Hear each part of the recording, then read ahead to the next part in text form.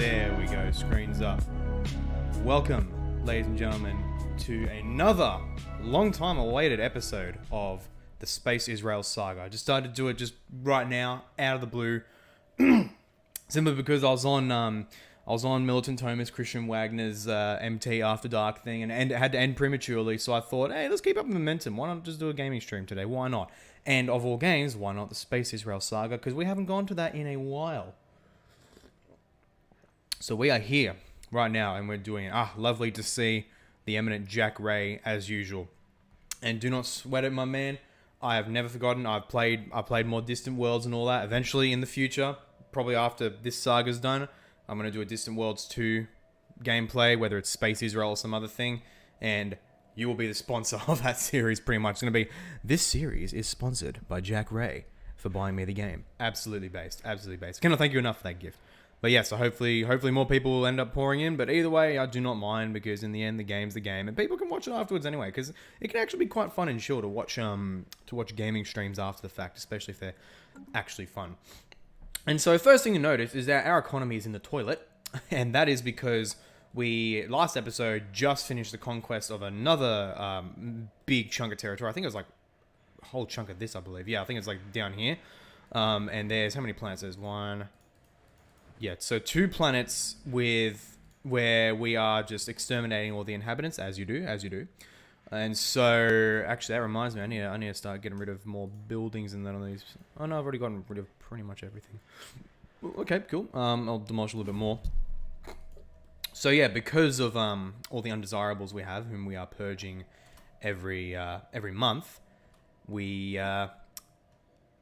purge displacement. No, I want to purge these guys with I want to purge these guys. Oh, I don't know if there was a galactic. I forget if there was a galactic law passed by the Assembly against full purging. I'm not sure.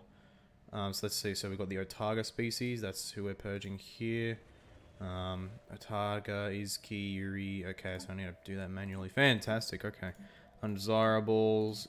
Purge type. Should we do forced labor? Yeah, that actually makes sense. Yeah, that makes that makes a good deal of sense to purge by forced labor. It gets us more resources, particularly particularly food, which we definitely need right now. So I did that with the Otaga. Let's do that with the Izki next. I think that's all we need to do. I think the rest of them we'll just leave as is, because it's a bit of a pain to change all the species rights. So I'm not in breach of galactic law. No, I'm not good. Okay, so that didn't happen. That's good. So hopefully things will look up a little bit better. Perfect. We're in the net positive with food again, so that's all right. Still going in the tanker with energy and consumer goods, but that's okay. We have a lot of other resources to be able to make up for that, and that shouldn't be too much of an issue. Actually, let me pull up my phone so I can see the live chat. I need to. I'm a bit apathetic, but I need to get backups of all my streams and that on both my channels, because I have that. Like StreamYard saves everything locally, so that's cool. I have those, but I still want to get like a local copy on my computer anyway. But these streams that are directly done through YouTube Studio, these gaming streams, and other streams I've done in the past, they're in danger. So in case I get nuked from YouTube one day. So I need to fix that up. Just let me get to my Paul Apostle to the gamers. Hang on, where am I? And where is it? Channels. Paul to the gamers. Stellaris stream. Alright, I want to see who's in the chat. Who is in the chat? Economy's in the toilet sounds like a case of Bidenomics. I mean, honestly, I think that's just American economics 101 for like the past, half a century? Probably more. I mean, come on, let's be real.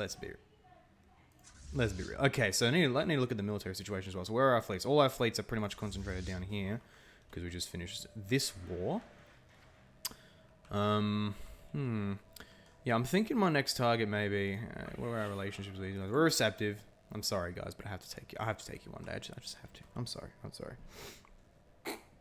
Yeah, hey, Drivery, my man. Good to see you. Loyal Patriarches. Have you considered that if you pray to Joel Osteen's God, you'll be blessed with health and wealth, and therefore Space Israel economy will recover? What God is that? Because I don't think it's Yahweh. No, I'm kidding. I'm not one to just immediately accuse someone of idolatry just because they get errors, even great errors. Oh dear. But yes, Yahweh, we're operating on the fundamental worldview of Israel. And so if we're faithful to Yahweh and his laws, he'll be faithful to us, and we will be victorious one day. So that's what we're doing. We're being faithful to the Torah in this playthrough. For anyone who doesn't know, the twist with this game series, the whole selling point of it is it's a LARP, Space Israel, and the real Israel. It's a LARP of the real Israel from the Old Testament, wink, wink, nudge, nudge. But also, we have to abide, wherever relevant, we have to abide by the laws of the Torah. All right?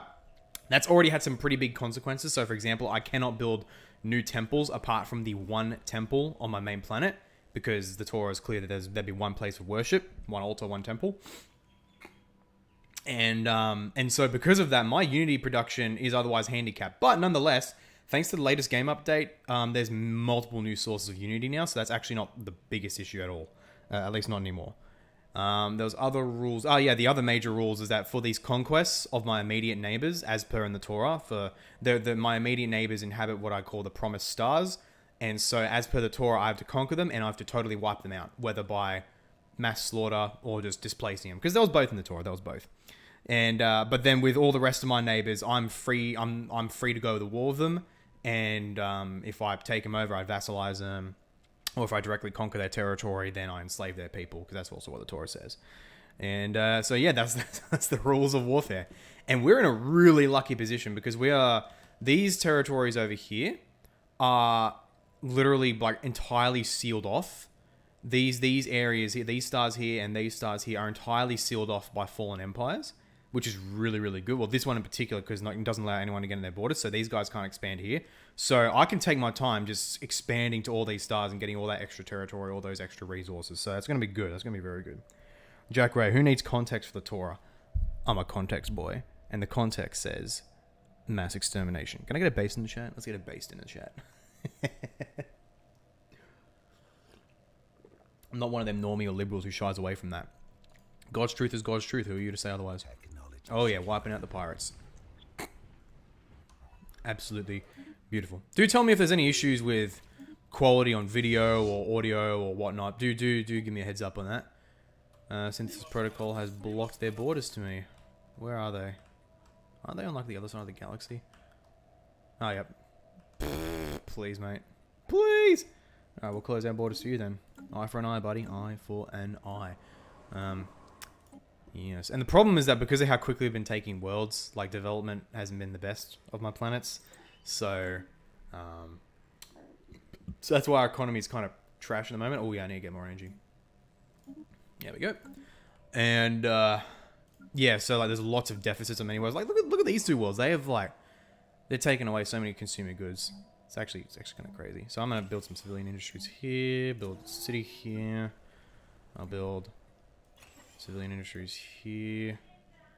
Because these are worlds where, like, I've just wiped out the entire population, so we're pretty much starting from scratch. Which is why when you take them over, you just have to demolish all their buildings. Otherwise, that's like a massive, massive expense on your economy. But yeah, I'm thinking, what are the next war plans going to be? Maybe I would like to conquer the rest of these guys, but probably not yet because they're in a union, they're in a federation with all these other dudes down here. But they can't I don't think they can really get to me either because they're enemies. Yeah, look at that. They're enemies with these guys. Okay, not these guys. They could probably get up through here. But they're enemies with these guys, so this area is kind of blocked off for them, which is great, which is really, really good. There's a lot of geopolitical strategy in this game. Really, really awesome stuff. And the economy's improving, so that's good. That's very nice, very nice. Let's upgrade this bad boy. We just need a lot of I just need to build a ton of consumer goods things. That's pretty much it. Whoa, a lot of crime on this planet. I think it has something to do with the species makeup of the world. That there's a lot of crime. It's true. It's true. Don't shoot me. It's just the facts. It's just the facts. I'd love to get. I watched. Someone needs to make a mod that just gives like. That gives racial crime statistics in your empire. Someone has to do. Although I don't think like they don't. It sucks because like they don't tally like crime in this game is just a single abstract on your planet. It doesn't divvy up by race. And I don't think Paradox would ever do that anyway. Oh, that'd be hilarious. So someone needs to do that. Despite being 13% of the population of Terra, the Dishkanas commit 50% of the violent crime. Oh man, too funny, too funny. Got a lot of minerals. It means we can expand to a lot of new systems now, which is good. And what are my science ships doing? You doing nothing? Why the heck are you guys doing nothing, bro? Okay, what levels are you guys at? You're at archaeology. Okay, you can keep surveying all these star systems.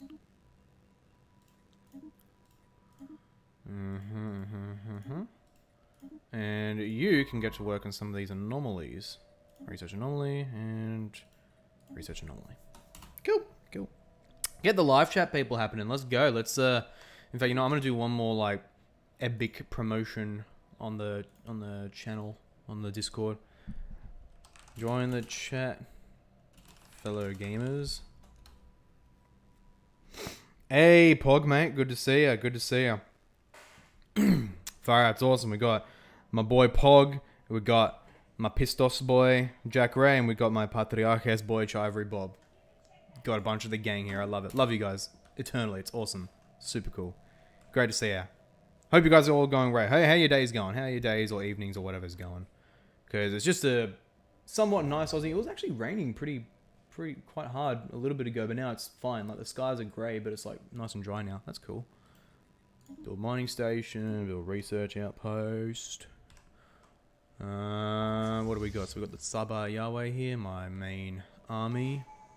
Let's build some more of these armies. And we got a unity tradition. Let's do that, boys. Alright, what do we got?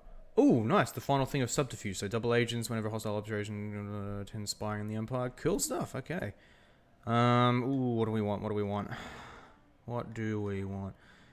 Executive Vigor would be cool, but because they changed the edict system in this game so that they're stupidly expensive now. They are ridiculously... Like, normally, if you had, like, a lot of resources and all that stuff, you could just go edict, edict, edict, edict. And it was really, really cool.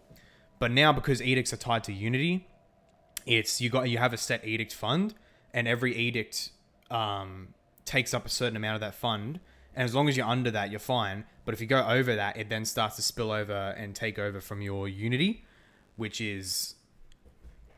It's not the worst change. It actually has some sense to it. Because, like, the bigger your empire, the harder to enforce edicts and all that. Which, like, there's kind of some sense to it. But I just don't like how Paradox relies on abstractions so much. But there's some sense to it. The problem is that the edict fund is so damn low. And it doesn't actually grow. It doesn't grow at all with time. So, as your empire expands, if you're a big empire, it's inevitably one edict will take you over the fund. It's just absolutely ridiculous. Like, they punish playing wide, Paradox. Like, every update has some kind of punishment for playing wide. It's like, just accept reality. Wide is just superior. Just let that be, man. Seriously. Oh, man. Pog, have you ever felt like you were hearing more from either side of your ear, but it's just your brain playing tricks on you? I've been experiencing this a lot lately and wondering if there is something wrong. Well, I have had more... I don't know if it's still the case now. Maybe it is, but a while ago I had like a big blockage in my ear. And so I, like in my left ear here, so I actually was hearing more from this ear, but you're saying that this is like a trick of the brain. Yeah, I've never heard of that. That's odd. That's interesting. Very interesting. Jack Ray, Space Israel fails to stamp out Baal worship. Space Rome comes along and literally wipes out Baal worship, starting with Space Carpet. What are you talking about? We're not failing to wipe out space Baal worship. We're curb stomping the Baal worshippers, bro. What do you want about? We're like well on our way to taking them. The question now is just what perk do I pick? Interstellar Dominion is good, but that's only going to be relevant for a little bit. Like once all... Oh no, but claim influence cost, that's pretty cool actually. Enigmatic Engineering, Nihilism, Grasp the Void, Starbase Capacity +5. That is actually very useful, yeah. I actually recently I played a little bit of a tall empire. I haven't really tried to do that before, but I played recently a tall empire where I just take over a bunch of local star systems, but then I deliberately stop expanding. And playing tall is actually really good. You can actually play tall really, really well. It's very fun. Yep, shared destiny, available envoys +2, subject integration, influence costs, -50. Actually, that's going to be very... Yeah, we do need that. Yeah, because we are going to be taking vassals. Pog, hopefully it's just ear blockage since I was sick a few days ago. Still annoying, otherwise preparing myself for final exam very soon. Hey, very good, mate, very good. Hope that goes well. Whatever the exam be on. Let me turn down my thing on my phone. Cool. I love how primitive my setup is. Just like a really rough like OBS thing, just like the YouTube chat window on the side, and then I read the chat from my phone here. I love that kind of primitive setup. But I am planning. the cool thing is that combined with Subscribestar, and do support if you want to support my ministry, help me make this into a job, amp up the quality and amp up the frequency, and get some nice little benefits in your own part, join Subscribestar. I have the link in the description below. But yes, and thank you all so much. I'm actually gonna do a Subscribestar shout out with because I have a full role with all the Subscribestars usernames, and so because normally what was gonna happen was that I'd just show that at the end of pre-recorded videos, but because my vast majority of my content is streams, I'm actually going to start doing that at streams now. So yeah, I'll pull that up and give a shout out to all my subscribers, and thank you all, by the way.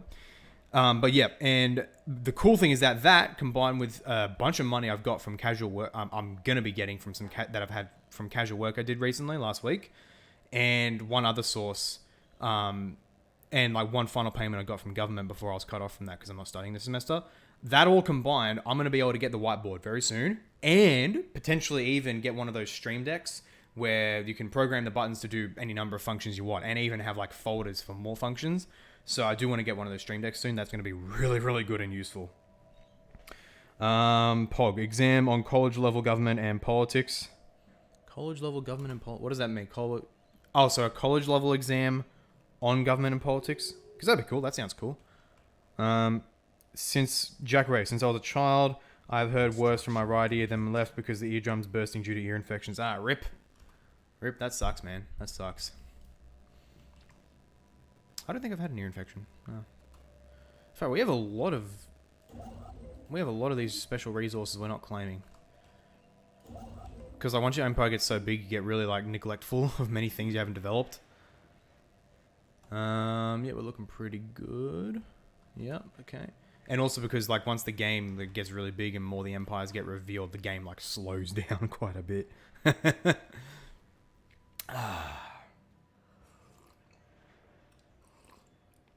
This stream is, in an ideal world, sponsored by Twinings. Specifically, there's Twinings, my favorite, my normal go-to tea. Very good flavor. There's also other niche teas I like, but Twinings is my normal go-to.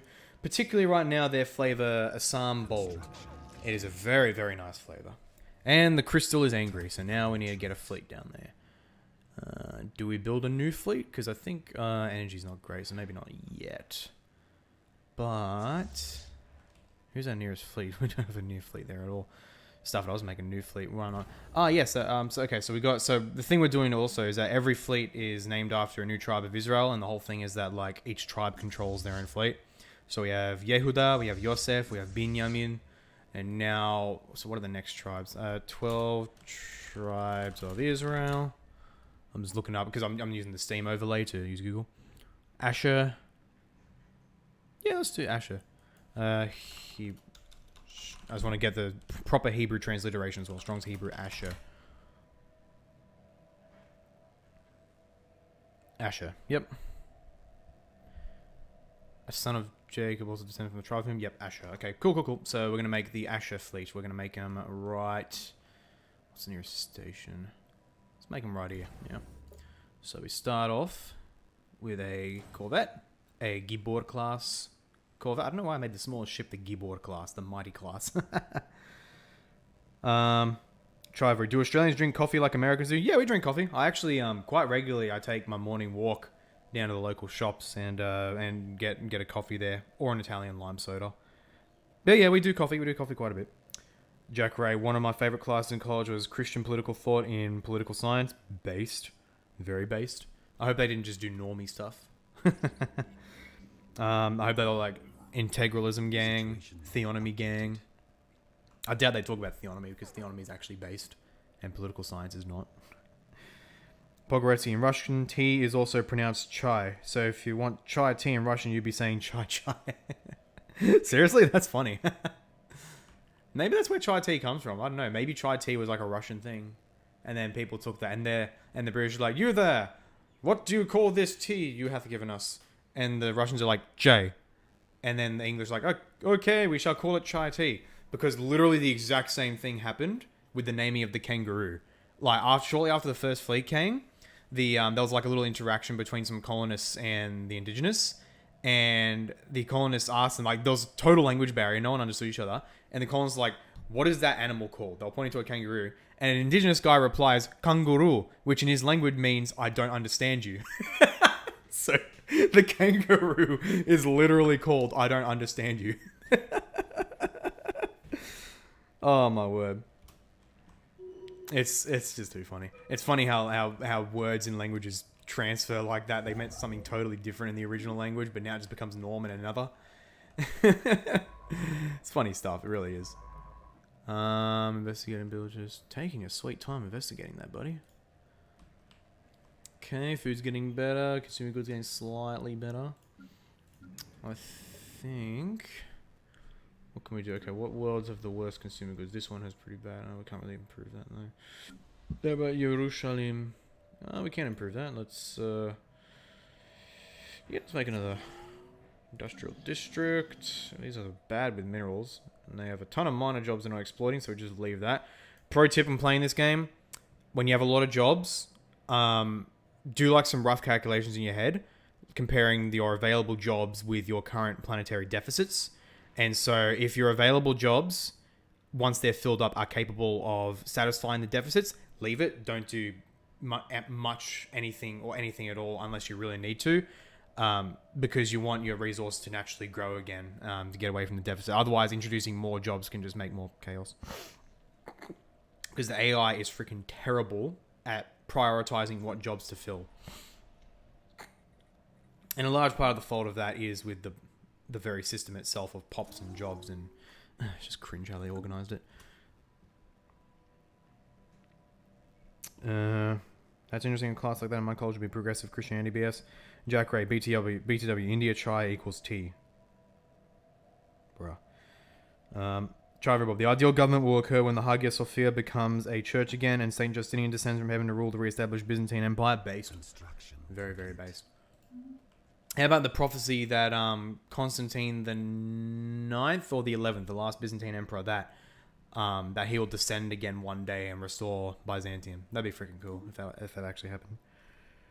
Jack Ray, oh yeah, I went to a Christian college. It's a reform-based college. Ah, very good, very good. Pog, what do you mean when you say theonomy?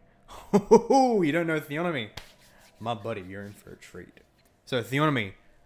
It's an umbrella term for a number of, like, there's a spectrum on it, but the general premise of it is that Mosaic law is the standard by which the government today should be run.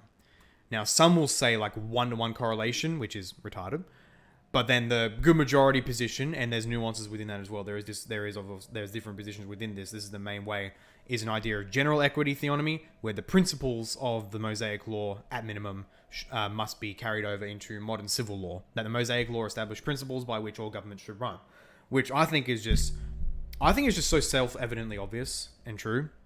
So when I see people oppose that, I'm really like I'm good at being able to understand people's perspectives, but I'm still just like, that's just no. Like your position is so untenable.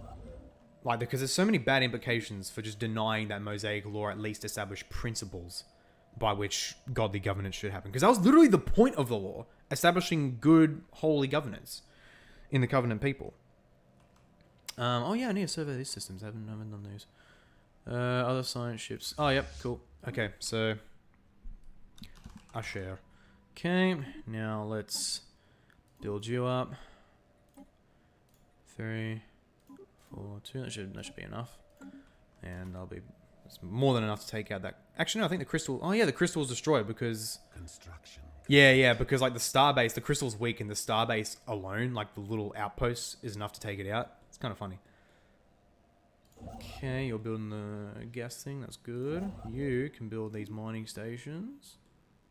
Resources are still good. Losing a lot of consumer goods still, but that's okay. We have more than enough money. Oh crap! I just sold a bunch. Darn it. There we go. Should be sweet. Make a bunch more. Bang. And this is just happening because a lot of our exterminator pops are now running out.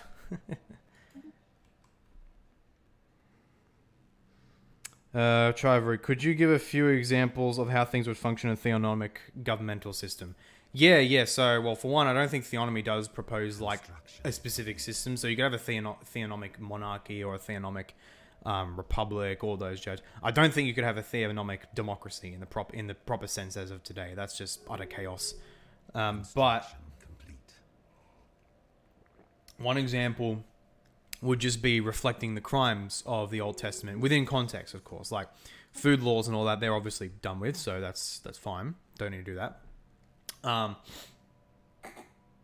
But then just basically just recognizing the parameters of good civil behavior versus crime that's in the Torah. Because like when you take a step back, the only reason why we know that monogamy, the fundamental core reason, the only reason why we know that monogamy is the way, and sex with your sister or your mother or same-sex marriage and all that, the only reason why these things are known by us now is because it was first revealed in the Torah. So that's like kind of a basic thing, just establishing basic parameters of good civil behavior versus what needs to be punished. That'd be one example. Another example would be, I personally have like a kind of nuanced two-tier kind of system where you have a theonomic government over a not necessarily fully Christian society, and a theonomic government over a covenantal society. So it's possible a nation could have, like, for example, one province. Oh dear, these guys do play a rivalry. Okay, cool. Rivalry, let's do it. Give me that influence, baby. Thank you. Where are the Izki? I think they're down here. Izki. Where art the Izki? Oh yeah, I think we have like... Yeah, we have this flipping cartel dogs. Yeah, look at that. Crime plus 50. Crime plus 40. My word, they have so many of my worlds. Look at that. See, I have a bunch of worlds with like a ton of crime because of that cartel. So I definitely want to expel these guys one day. The only problem is the borders to them are all closed. That's what annoys me so much. You should be able to manually just exterminate corporate offices on your planet if they don't comply with you. It's just ridiculous, the fact that you can't do that. And we definitely need more farmer jobs. But yeah, sorry, and a covenantal theonomic government system would include the enforcement of all the laws regarding idolatry and leading people to worship false gods. I'm all for that in principle if a society establishes itself in covenant with God.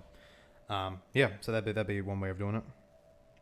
Thomas Watson, good day, good to see you. I don't think I've seen you on the streams before. Maybe I have, I don't know. Pog, is theonomy based on God giving civil government certain authorities in Romans 13, such as the vengeance of the sword, i.e. death penalty of murderers? Yeah, that's part of it. Yeah, that Romans 13 gives the very basis of government authority, so theonomy makes that very explicit. Thomas Watson, I thought I'd briefly drop in. Hope you are doing well. Good to see you. Have I no idea what this game is, though? Lol. Stellaris. I have a love-hate relationship with this game. I've played it for a long time. I really enjoy it. And what we're doing is playing as Space Israel. And we are playing we are running our empire, Space Israel, according to the Torah, which includes some very funny results for gameplay. Pog, I don't either, but it looks interesting. Pog, you've been on these streams before. You don't know what Stellaris is? You've been on these streams before, bro. How do you not know what Stellaris is? Bruh. My word. Probably a key way as well that theonomic systems would be run is that assuming that a government would run by the normal law system of Western governments where they establish set laws rather than the way of the ancient Near East where it was just you had your governing principles and then the judges made their own decisions. Assuming it was a kind of set law thing, the Torah would be the highest authoritative government for establishing law. That's one of the biggest implications of theonomy. That's like the core one, really. But I kind of don't really like the Western system of law these days. Yes, Electric Twilight on the Discord. Very good, very good. Haven't checked out these streams before. So yeah, these are my gaming streams on the gaming channel. I used to have these streams on the main channel, but I figured I don't want to clog it up. Many people may not be interested in the gaming stuff. So I've separated onto this gaming channel. If anyone wants to watch that, they can. And all the gaming streams are going to be here now. Out of the way of the main content. Oh, that's definitely not helping us. Okay, so we have these systems. We have these star bases that aren't even connected to the Empire Trade Network. LeMayo. Bruh. Let's get a gun battery. And Anchorage. And shipyard. Trade hub. Okay, I need the food, so I don't want to replace that. Offload trading company. That explains a lot of problems we have. Or at least a few problems.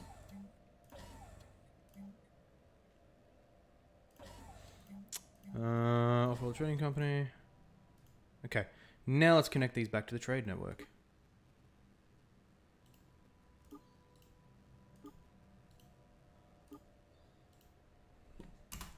Okay, watch our energy spike. Not bad. How would you respond to people against death penalty saying criminals should be kept alive in prisons for more opportunities to be converted? I'd say that these people totally deny God's sovereignty. This only works in a non-reformed or at least a non-monergistic perspective where God really doesn't elect who is saved. He just makes it possible, and it's by human will. It's up to the human will to become saved. Otherwise, in a reformed perspective, God has ordained his elect. And so if he has elected someone to salvation, they will be saved. They will come to faith at some point before their death, even if the death penalty was like 2 minutes after they committed the crime. Whereas if someone has not been elected into eternal life, then they will never convert if you give them 10 years before they're put to death. So it relies on that very, very, very false assumption right there. And the other assumption it relies on, you can turn it against them yourself. Like if it says it has another basic assumption that the punishment for crime should be oriented best towards the convert so that someone will convert. I believe obviously in getting every opportunity we can to bring someone to faith, because God in the end does use secondary causes to bring people to faith. But that being said, if you want to make that your priority, then I don't think life in a prison full of gangs, degeneracy, rape is going to be conducive towards someone's conversion, unless they have a really bloody good prison ministry. Because prisons can be destroyers of faith. So if they're going to do that, they should abolish prisons, which I'm unironically for. I hate prison system. I genuinely hate it. Yeah. Point being, it's arbitrary. That's not the point of crime. That's not the point of punishment. The point of punishment of crime is justice, is exacting justice. And if someone's not converted, that's up to God. Simple as that. We're just told to punish crime. That's it. But we don't have resources to spare. Okay, we'll gather specimens. Jack Ray, God provides rights and thus responsibility to the individual. The rights of government extend out of the responsibility of individuals, allocating limited abilities to the... Wait, I need to read that. The rights of the government extend out the responsibility of individuals, allocating limited abilities to the government. I think I know what you're saying. I think. Yeah, I think so. Yeah, well, I think what you're saying, because it sounds like you're saying that rights, ultimately, they're not just there to do what you want with. They have a telos. So your right to free speech, for example, and I don't believe in absolutist human rights like the Enlightenment human rights that we have, that they're very much positive. All rights are derived from God and thus are necessarily limited. So, but let's just say a general right to free speech. I believe in a general right to free speech because the end of such is the betterment of human society. That's the ultimate point of it. And so if someone is exercising their power to bring chaos, disorder, apostasy, all that jazz, the government should stamp down on it. Very simple. Now, I do believe in maximizing free speech now as a stepping stone tool for the sake of the gospel and restoring society to good, but a stable society that actually cares about its own stability and about its foundations will have regulations on speech. It will. It's inevitable. Absolutely inevitable. But yeah, theonomy, base theonomy. By the way, we are partnered with Theonomy Q&A. I put that up. I pinned that message on the public announcements so that people can see it whenever. We're partnered with Theonomy Q&A, which just means I promote the page because it's the Discord server. Very good Discord server. Talk about any and all things theonomy. Really, really cool. And thus, likewise, they're advertising my Discord server, which is why we have a bunch more people in the server now, all coming from Theonomy Q&A. Excellent people. Excellent stuff to see. Chivery, the so-called Enlightenment has been disastrous for Christianity. Yeah, absolutely. No doubt about it. A net negative, in my opinion. People can always say, oh, but there's some good things that came out of it. Yeah, cool. And it's a net negative. Simple as that. If God wanted us to come to those good things, he would bring it about without the Enlightenment. Simple as that. He can bring it about without the Enlightenment, rather. Okay, cool. We're done here. So now we can go to this site. Oh, yeah, we have 2 more envoys. What am I doing? I need to start spying on my neighbors again. Who hates me? Yeah, everyone hates me. Okay. So let's. Do we have a spy in here? Yes, we do. Let's gather info, get some more intel. These guys are big as well. There's Sagittari Combine. So let's put a spy in here. Who else? Who else is big? Who else is pretty big and a threat? Republic of VMAC. Izki Worlds. Pathetic. Allied Izki Worlds seem to be the main threat here, so I'm going to put a spy here as well. Very good.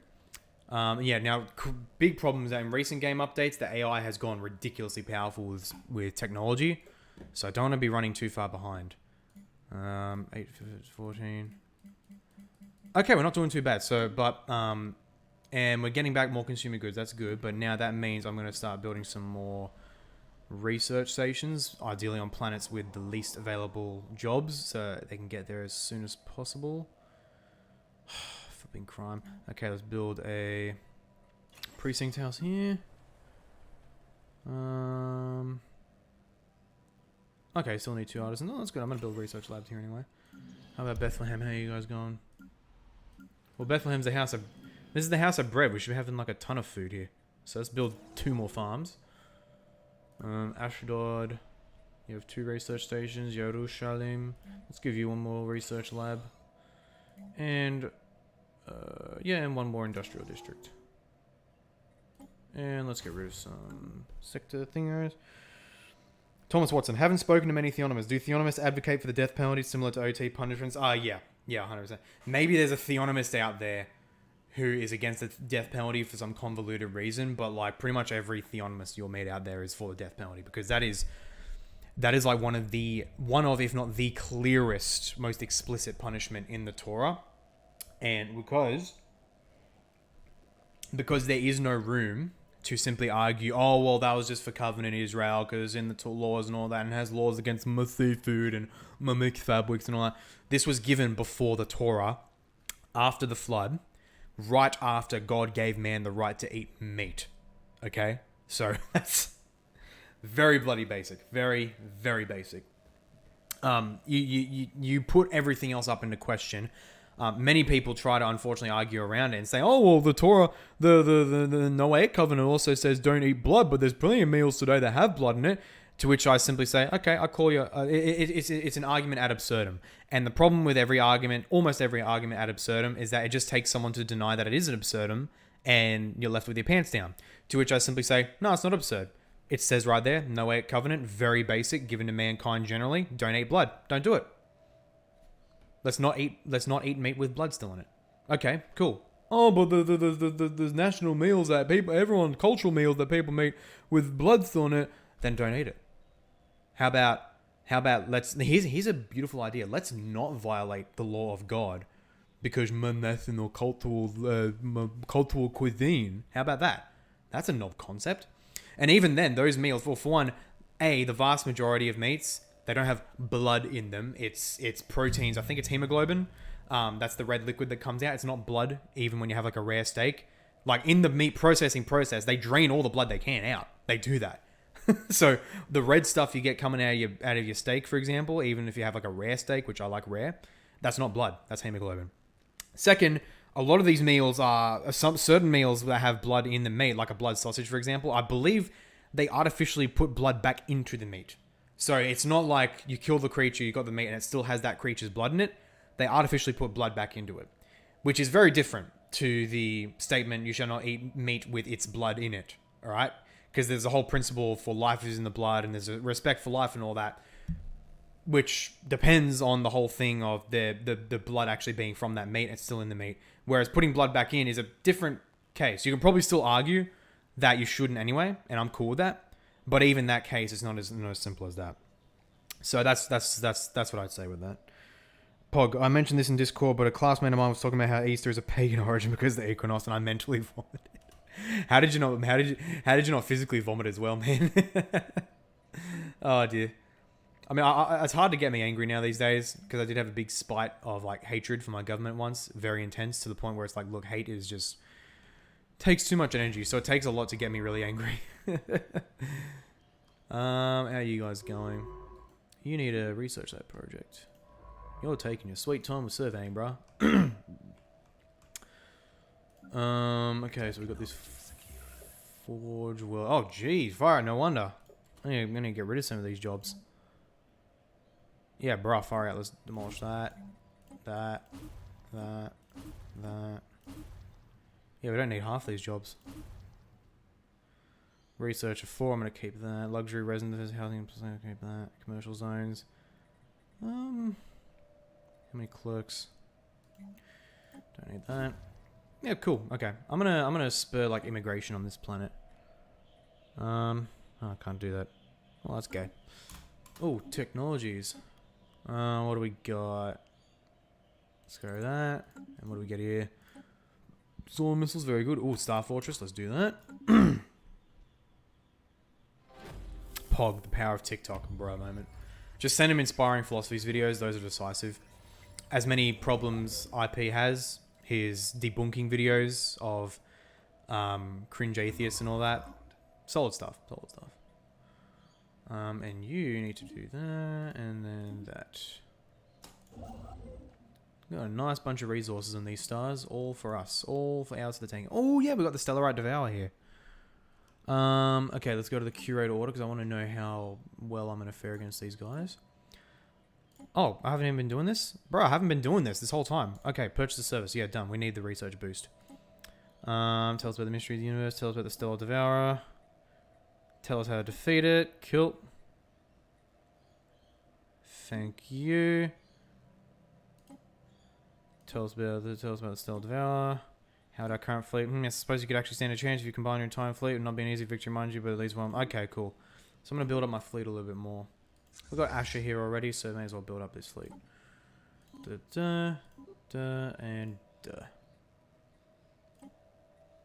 And we need an Admiral.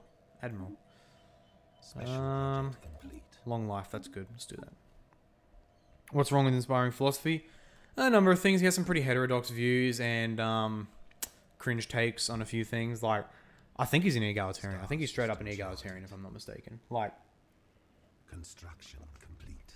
I saw him in a blog just straight up appeal to the scholarship of Kathleen Kroger about how 1 Timothy 2:12, there was a whole context of women just trying to take over things, and so Paul's ban was just culturally situated on that and not a universal thing.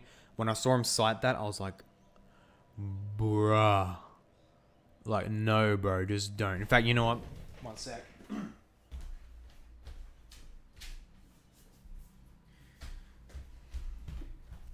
Okay.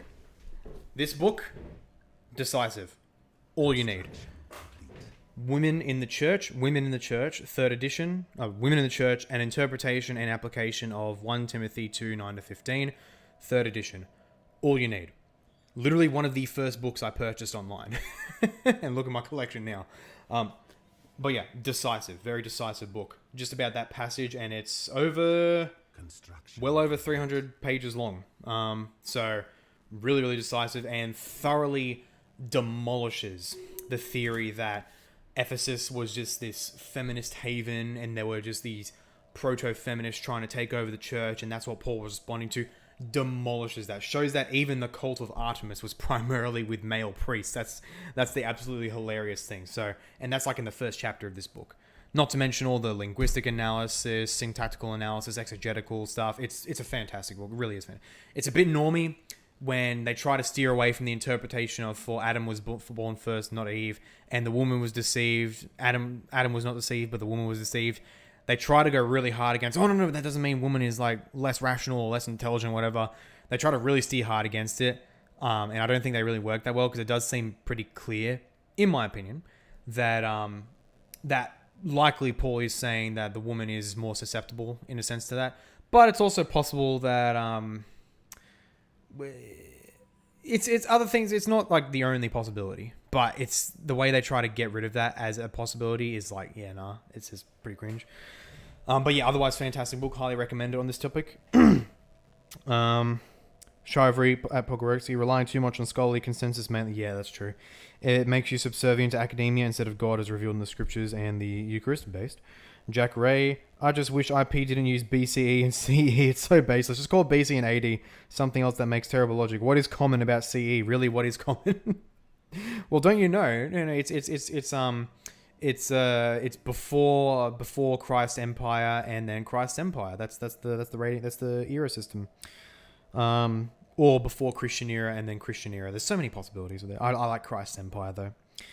I heard about his egalitarian leanings. If only he used more rigorous skills in his exegesis. Yeah, I mean, look, it can be selective sometimes, but also just a thing of method. He's really good with looking at scholarship and nuances and all that stuff. But ultimately, he does rely, ironically, like his atheist interlocutors, even the more intelligent atheists who try to attack the Bible, all the time, because they're normie mentality. All the time, they are heavily reliant on secondary scholarship and do not do the primary sources what they're due. Ironically enough, primary IP does really good with going deep in primary sources in certain issues, but not in others, unfortunately. Thomas Watson, IP is okay, but I approach his content with caution. Lol. Yeah, no, that's pretty much it. Yeah, it's unfortunate, but well, what can you do? Hope that God shows him the full light one day. Special project complete. Special project 200 Beetlejuice 5. That's cool. Cool. Lovely. We've got a lot of systems here. We can expand so fast. Expand. Okay, you know what I'm going to get? Oh, wow. There's a lot of things to research here. I'm going to get... What do we got? Do we have any living scientists? Guess not. Actually, you know what? I am going to get this guy. Well, first you can research that project. And then you're going to help. You're going to assist research on hiatus to boost our big science. I just love science. Don't you guys love science? Like if you like science. Just kidding. Please don't dislike. Because science can be a bit gay. This guy's only 29. That's cool. He's going to last a while. So you can research that project. And then you can go up here and survey these systems. And then you can research that project or anomaly and that anomaly. Too easy. Pogoretsky, he destroyed Holy Kool-Aid in one of his most recent debates. Oh, that's interesting. Okay. Chivalry Bob, there is a time and place for communicating with the culture, but a lot of times I think it's better to just say, yes, I contradict modern cultural values, so what? Yeah, that's it. That's my modus operandi. Ironically, you do get often more respect from unbelievers when you're just straight up with the truth. Chivalry Bob, I feel like a lot of what IP does is making Christianity appealing to more modern Enlightenment values. Yeah, unfortunately, that can be the case. He does a bit of that, sadly.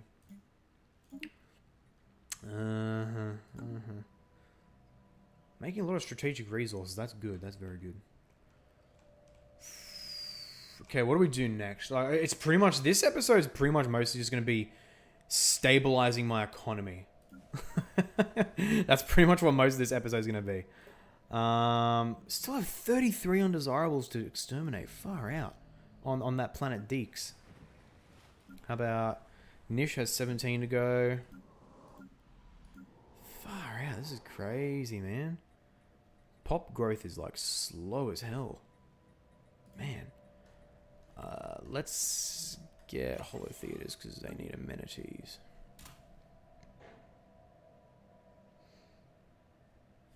Oh yeah, is Christianity dangerous? Yeah, those... Oh my word. Those debates are the most futile thing ever. Because there's presuppositions of what dangerous even means. And so the debate's over when it's done. I mean, dangerous to what?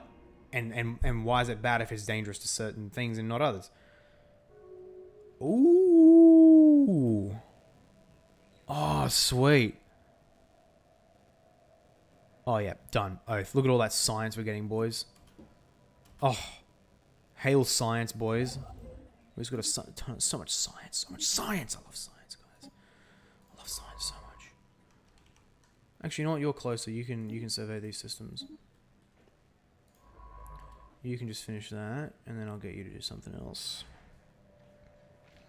Holy Kool-Aid's arguments are honestly pretty ridiculous. If they're anything like his video in his series, Nothing Fails Like Bible History, in his episode on Joshua, and there was the popcorn reaction by Dr. David Falk, and he tore in Australia.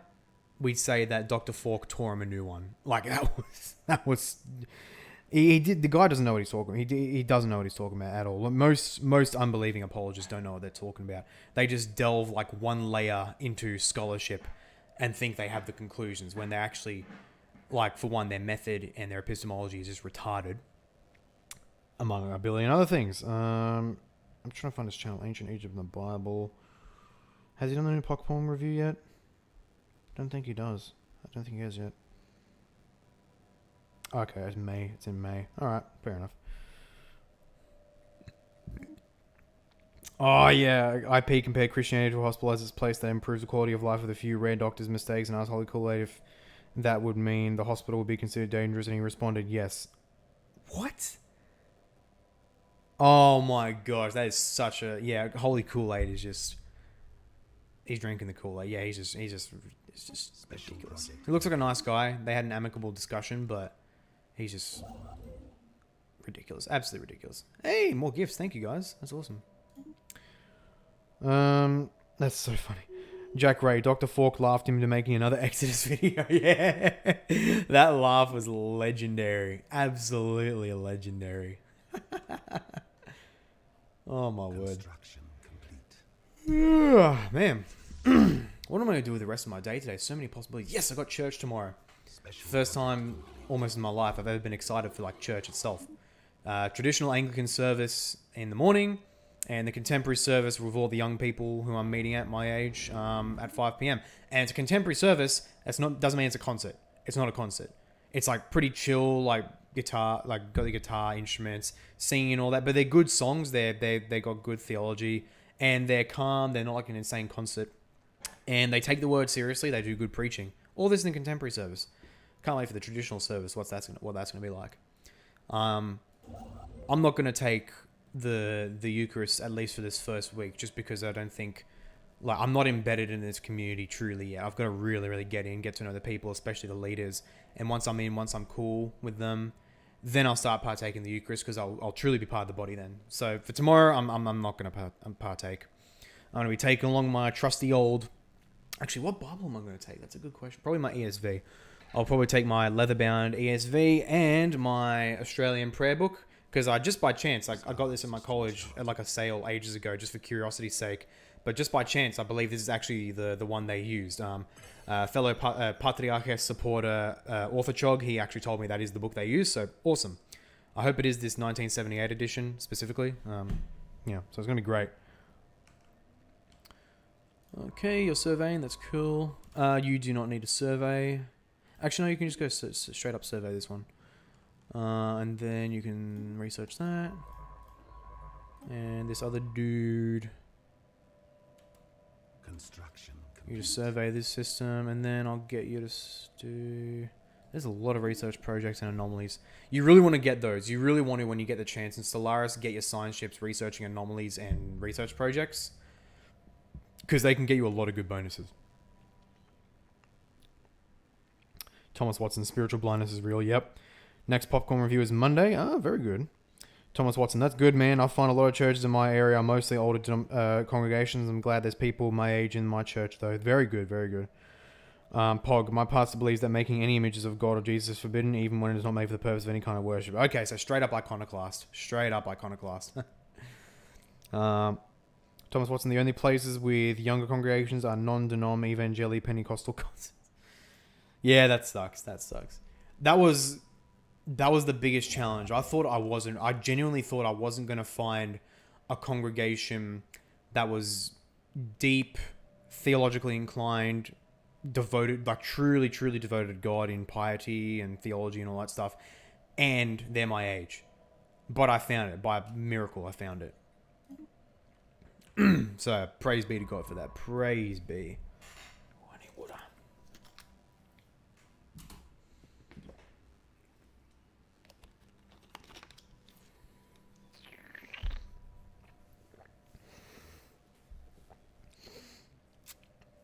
Pog, have you ever heard of Baldi's Basics, popular game played by PewDiePie and Markiplier?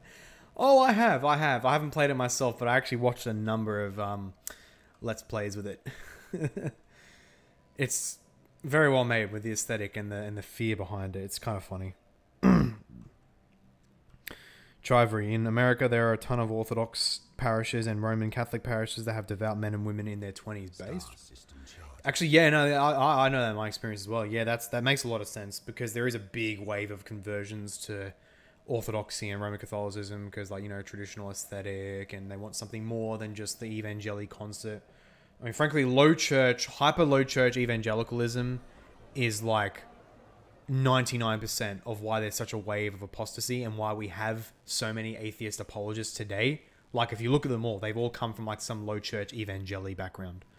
So that's the sad part. God willing, though, from what it looks like, they're a dying breed anyway. Like, there's one guy I know who's like really... He's a fairly decent sized figure involved in online Christian apologetics. And I asked him, it looks like Christian apologetics is exploding, whereas atheist polemics is at best stagnant. And he confirmed that because he's really in depth into this stuff, and he confirmed that, which is really encouraging. That yeah, Christian apologetics is exploding, but like atheist polemicists and polemics and all that, at best, it's like stagnant, like really stagnant. Which glory be to God, and that's going to continue happening because there is a massive move today in the West, both to not as much towards Christianity, but also to other spiritualities, paganism, and all that stuff. So the materialism is dropping hard, very hard. People are starting to realize the spiritual nature of the world. Pog. So the creator of that game actually goes to my church, and we've been close friends ever since. What the heck? Almost feels like my friend of a celebrity. It's awesome to know he's a reformed Christian. What the heck? Bro, that's freaking awesome. What the heck? That's actually insane. Bro, that's insane. That's actually hilarious. A reformed Christian making Baldi's Basics. I mean, now that I remember it, it's like, it's a horror game, but there's nothing like truly objectionable to it. It's just really creepy. But that's insane, bro. That's actually awesome. Right, you know the creator. You're friends with the creator of Baldi's Basics. I've got another claim to fame now. Hey, guess what? One of my channel's biggest fans is personal friends with the creator of Baldi's Basics. I'm gonna put that on my resume. I should on my resume. I'm genuinely imagine that on my resume putting in well connected and then just name drop all these big figures I know. That's so funny. That's awesome, bro. That's really cool. Oh, man. Jack Ray, the thing I've seen in a church that repels me the most is health and wealth. Yep, it's indulgences on overdrive. I've gone to RC church when given the choice of that. I have gone to RC church when given the choice of that or RC. Yeah, fair enough. Jack Ray. And yeah, I die never Presbyterian in RC Cathedral is funny. Pog, I've been to his house before and his sister also goes, who made the music and voiced some of the game's characters.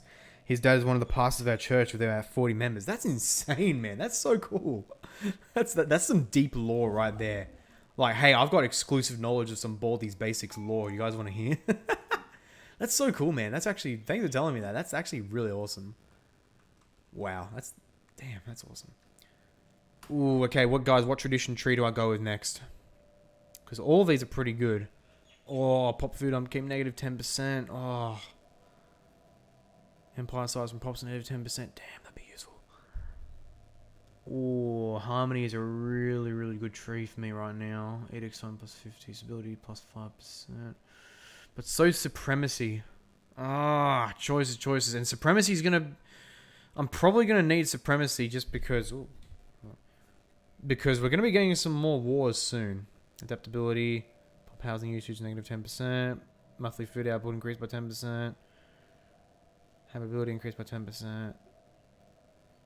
Our plans to gain 1 free building slot. Resettlement cost reduced by 33%. Ah, man.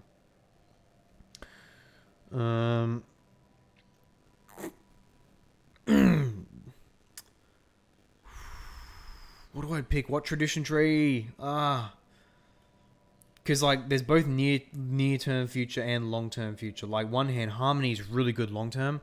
On the other hand, supremacy is good long-term as well, but particularly good for the short-term, just because of all the enemies on our border. But I don't know if it's going to be the worst, because we have a fair bit of naval capacity left. I can build another starbase, I can make more anchorages, and I can just build strongholds on my planet, which add extra naval capacity. But it also has, obviously good effects for, your ships and all that stuff. Yeah, it's hard. I think harmony, honestly, I think harmony is going to be the best. Food upkeep, negative 10%. Pop mineral upkeep, negative 10%. Let's do that. Let's watch my food go better. Special project complete. Star system charted. Bang. Not too bad, not too bad. Construction complete. What else can we do with edicts? Oh, I can't do any more edicts. Policies. What's our economic policy? Mixed economy? That's good. It should be a mixed economy. Charlie Bob, do you consider people who leave Protestantism for Orthodoxy or Catholicism to be apostates? Oh, man, it really depends. It really depends. Really, really, really depends. Like, if I see them, Secured. they had a full-orbed understanding of the gospel, justification by our faith alone, no, apart from any of our works do not justify us at all. And then they go to the Catholic Church and they fully embrace Catholic Church or the Orthodox Church, but particularly the Catholic Church. I think the Orthodox, to their benefit, in my opinion, the Orthodox are have a bit more vagaries in the issue, to the point where I think more Orthodox are just in the right, just because of the levels of like vagaries and confusion, to the point where an Orthodox may come to the proper understanding of the gospel at least by accident. I don't know, but. So let's say that someone goes to Roman Catholicism, they had a full-orbed understanding of the gospel, justification by faith alone, and they go to Rome and they fully embrace that our good works will come to justify us to some capacity. At minimum, they're in massive danger. Massive, massive danger. And in fact, in many cases, I probably would say, yeah, they're apostate. It depends on the case-by-case basis, really. It's difficult. I give the weight and respect due to questions of who is saved and who's not, because that is not a tiny question. Not merely because of the gravity of the consequences, but just because of the complexities involved. Like, to what extent does knowledge in faith alone take away your salvation, if that makes sense, you know? But I think that would be the most clearest case where someone comes to actively reject that we are justified by faith alone. That they're in trouble. They're in big trouble. Big trouble. I don't know. It's hard for me to say the word apostate, but may well be. Pogoretsky, Insider notes he's currently working a remastered complete version of the game. Fire, that's awesome. I'll buy him your Patriarchy merch for his birthday. Bro, that'd be freaking awesome, bro. Thank you heaps. That'd be freaking mad. Show him my bro, for real? Share him to my channel. If you reckon that he'd like my channel, he'd benefit from it, my content, enjoy it, perhaps even interact with us, plug me to him, please. That would be freaking awesome, bro. That would be epic. Oh, my word. That's so cool. That is so trippy to think. Who else here has celebrity... Oh, yeah, hey, anyone else here? Who else here has celebrity connections? I don't mean like, oh, I met Tom Cruise once. I meant like, I know this guy. We're friends. Anyone else have those? Because that's freaking cool. That's so cool. Ooh, yes, Plasma Accelerator. Let's get that. Let's save the game just in case. Space Israel. Pog, I'll text him now about your channel.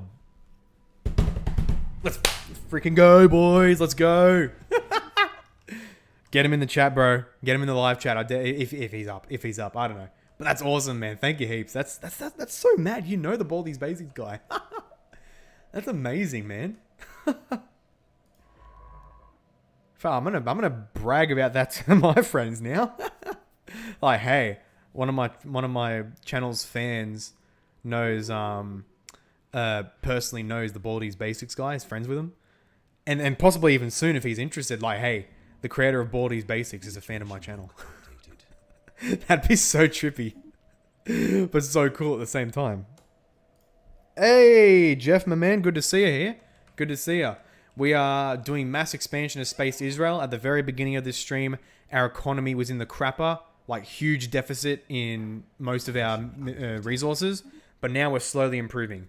And the only reason for the deficit is just because, like, at the very end of last episode, we had just conquered a few more planets, and because, as per the Torah, we are evicting the other populations. Whoop, hang on.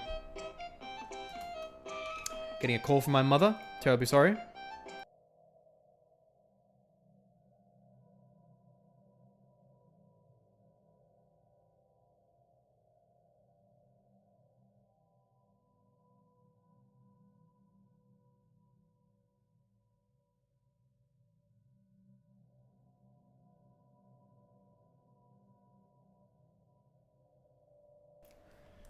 Like this stream and comment if you love your mum.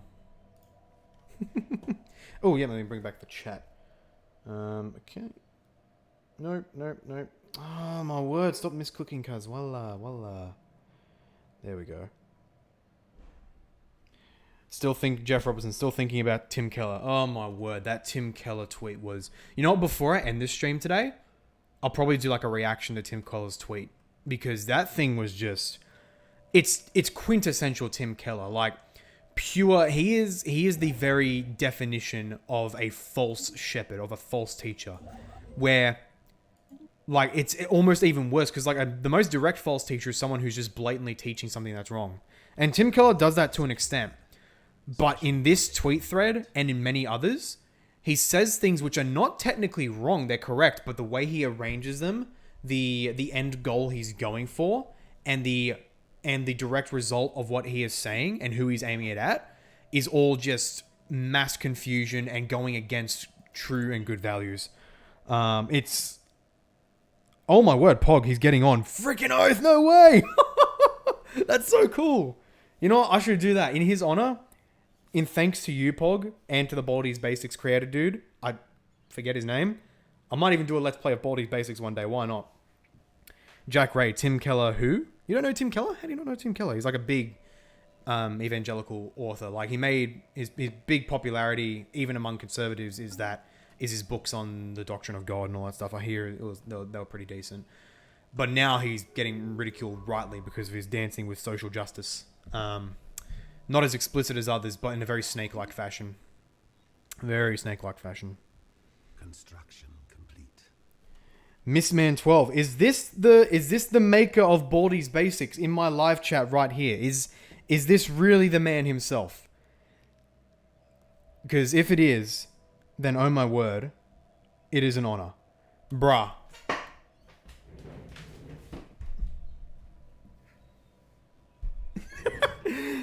Oh my word, that is awesome. That is freaking awesome, mate. Your game is awesome. Okay, I haven't played it yet myself, but I used to watch a good number of Let's Plays on it by Markiplier mainly, but I think by PewDiePie as well.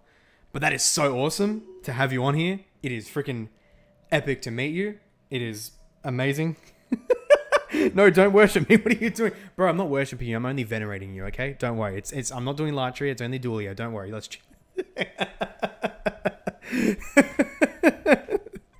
But cool thing you'll like about me, I have a lot of problem with those distinctions as well, with like Romanists and Orthodox who try to force that distinction, and I don't think it ends up working well. I have content against it.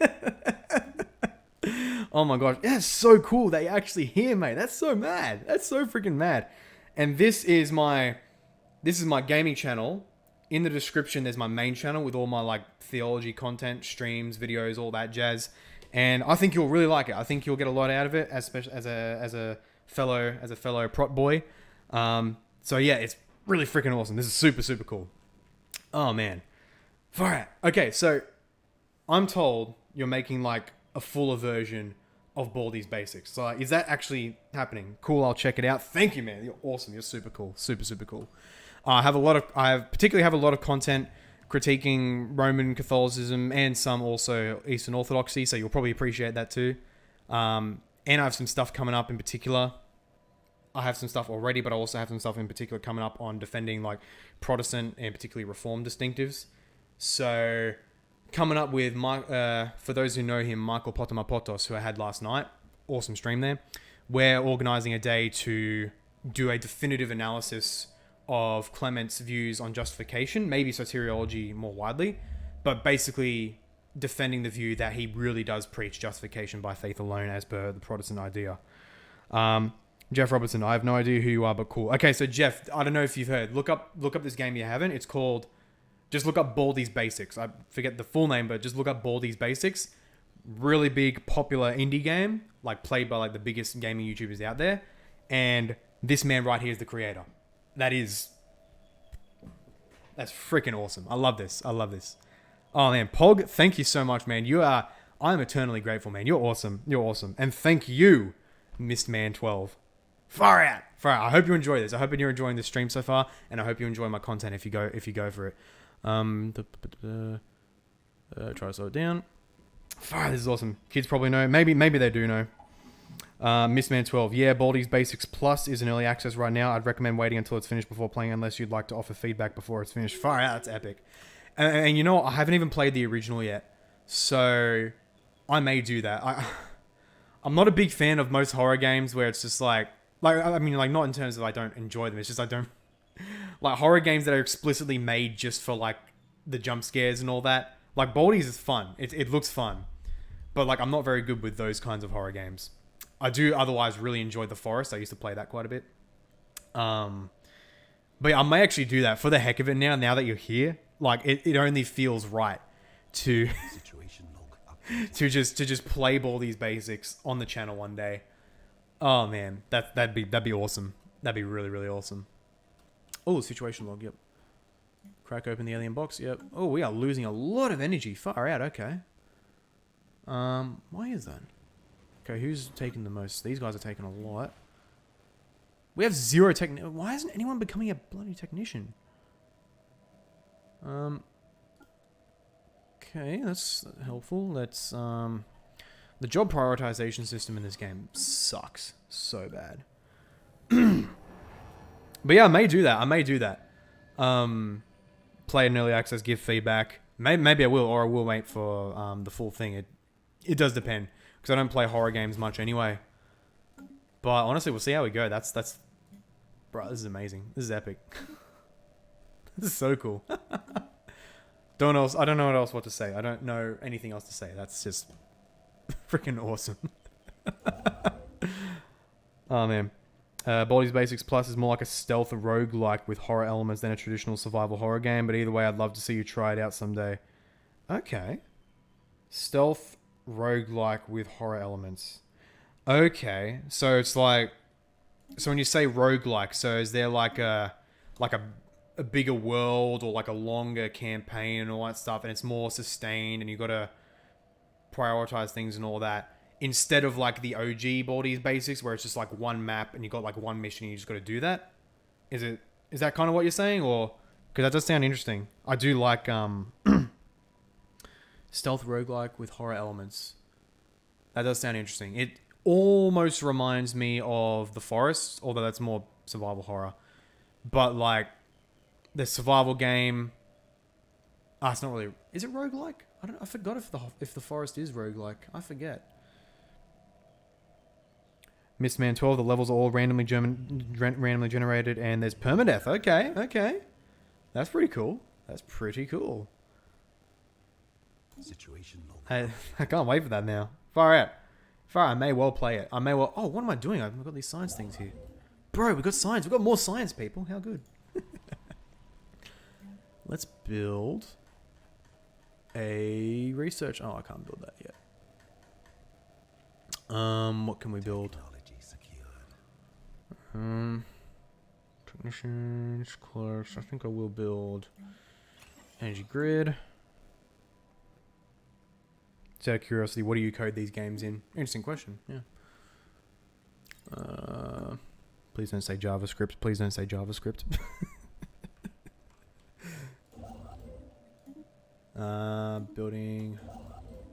Building, mass expansion. Oh, look at that, 14 minerals there. How good. And you've researched all this. Okay, cool, very good. You've surveyed all these systems. You're only 60 years old. You've got a few years left in you. Research that anomaly. Where's the other guy? This guy. Oh, he died. Rip. Let's get you to research that and that.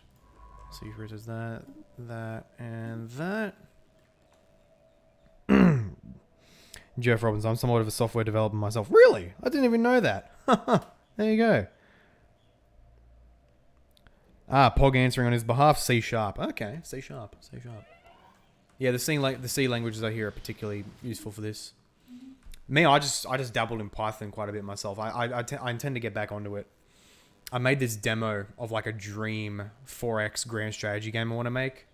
That'll like totally change the typical mechanics. I made a pretty decent demo on it, and it's even though it's like dead basic, it's actually really fascinating. Because like one of the how long does this take to explain? One of the key things of my grand strategy game I want to do is that it's based in the ancient times, And so, for one, your orders aren't just click a button and it happens, but you declare an order and a messenger sends it on like a writing or something, like a letter or something, and then that order is sent, and it takes X amount of time to get that order to the relevant city or whoever, and then it takes time for that to be affected, and then it also takes time for the message to get back and confirm that it was carried out. And so, for example, in my game, I've got this mechanic already in it. You order a census of the treasury, so that order goes out, and that's on a document, and then it takes X amount of time to do a census of the whole treasury, and then you get back to, as a result of that, a full report of the treasury census, and then that report is stored in like an archive, and you can go access it whenever you want. And that's how you know the state of your empire, your territory, or whatever in the game. You don't have these icons with perfectly updated resource counts or money counts or whatever. You have to manually find this stuff out like in real life. So really, really cool that way. Jack Ray, I use JetBrains Writer for that. Yeah, I use JetBrains Community for Python myself. Jeff Robinson, I do C# and databases. Oh, very cool. Very cool. Oh, I forgot what the different solutions are. Stellaris solutions. Alien box. I forgot what the different colors are.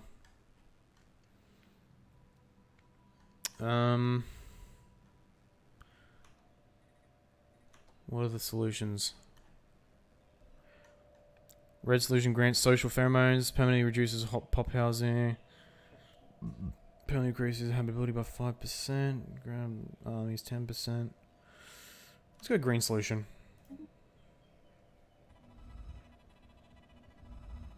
Solution gives you the ability to adapt the environment. There you go. There you go. How long have we gone for? Almost an hour and a half. Not bad. Not bad at all. Uh-huh.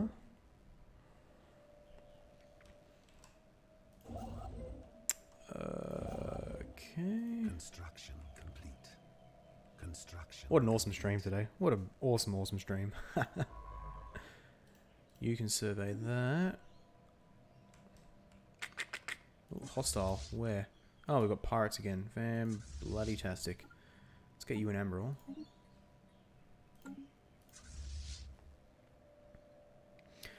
Jeff Robinson. Alright, I'm going to put you on the car's audio while I drive. Good idea, because I will react to that Tim Keller tweet at the end of this. I want to end the stream at like a relative stage of stability. We're losing so much energy still.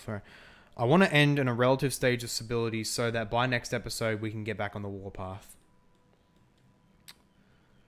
Demana Braves. Oh, okay, those are the Marauders. I love writing big SQL queries in an OO fashion for normalized databases and making them really run fast. Oh yeah, I too love SQL queries and OO fashions and stuff. I'm all into that stuff. Yeah.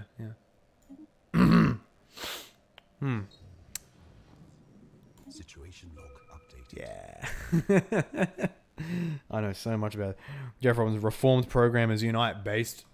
All right, I'll get back on my Python. I'll get back on that to really call myself a programmer.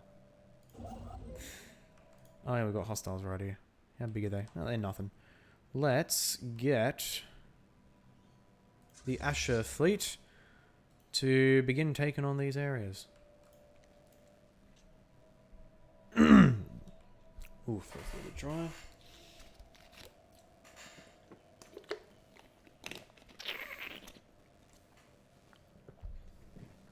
And if Mr. Mistman is still, if he's still listening here, if you want a cool, awesome Discord community of fellow epic Christians, particularly a bunch of Protestants, but also a bunch of Roman Catholics and Orthodox, we have a nice, amicable, friendly discussions down there as well. I've got my official Discord channel for fans of for followers of this ministry down the link below, the Theocrat Lounge. But I can understand you're probably quite busy. You probably have a few communities yourself, so no sweat if not.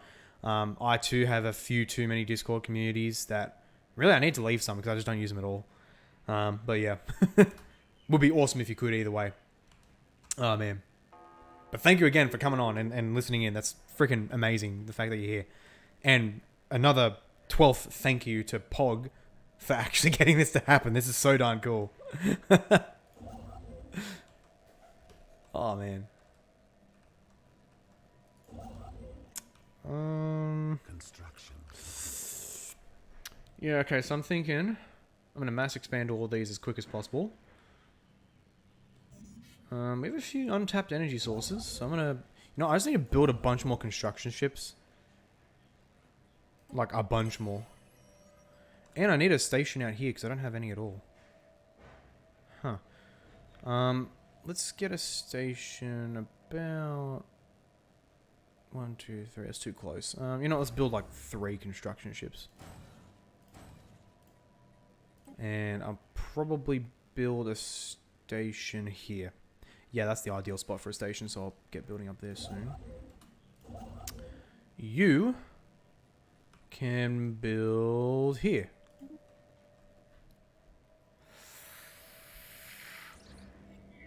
Steel impact. Yeah, mass expand to these stars, fix our... What the heck is with energy? What on earth is with that? Get an energy grid here. 76% crime, of course, because of the bloody cartel. Seriously, I want to go to war with these guys so bad.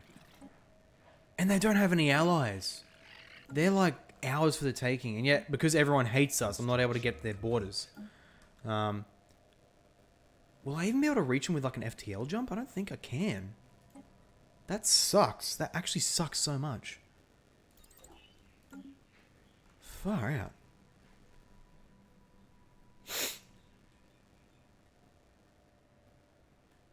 Wait, hang on. Can I just... Hang on. Stellaris expel cartel. You can remove syndicate through planet management and patience. I don't want to do that. I just want to nuke them.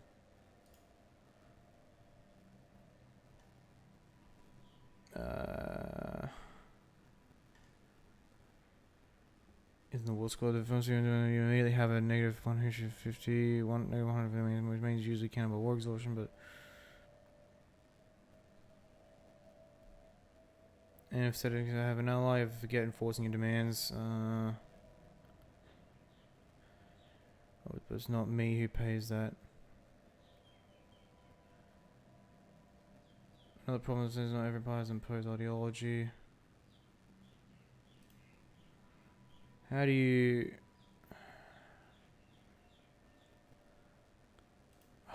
How do I do that? So I'm trying to figure out how to expel them.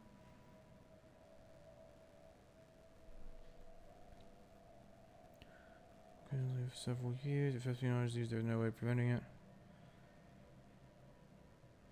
Kill the offending criminal megacorp.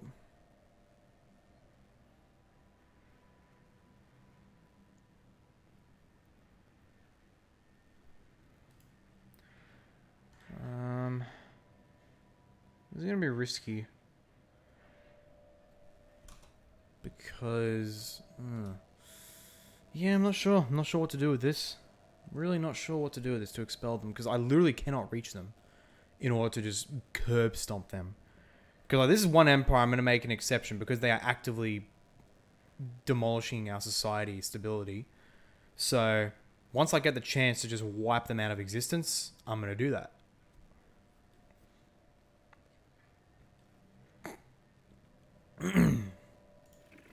I just wish everyone didn't...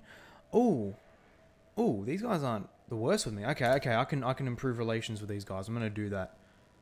I'm going to offer them a ton of resources. A bunch of alloys. I'm going to get some favors from... Oh, I can't. Okay, that's suspicious. Let's give them 700 alloys. That's pretty good. And let's give them a bunch of... Okay, I don't like food. How about minerals? You guys like minerals? Yes, you do. Let's give them a ton of those. And... Okay. And now I want to improve relations. Are they harming our relations? No, they're not. That's good. Okay, who do I not need to spy on right now? Poblin hierarchy? No. Okay, no, let's look at a few scattered worlds there. The Adiks are just not a threat to me, so I'd probably just move them over. Construction. Let's get my borders aren't close to them, so that's good. So hopefully with enough time of negotiating, I will... Cool, okay, hopefully with enough time, their borders should open. And that will give me straight access into the Telkator, the what are they? The Tal Akur cartel. And I can just wipe them out. Just totally wipe them out.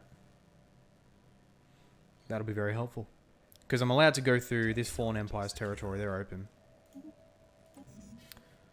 Okay. Cruiser build's pretty. That's pretty good. Ooh, maximum influence. Very nice. People, got a few people watching now. Not too bad, not too bad. It's for an impromptu stream. I wasn't expecting many people at all. But hey, people, make your presence known in the live chat. Get chatting, introduce yourself, talk about whatever, ask questions, all that jazz.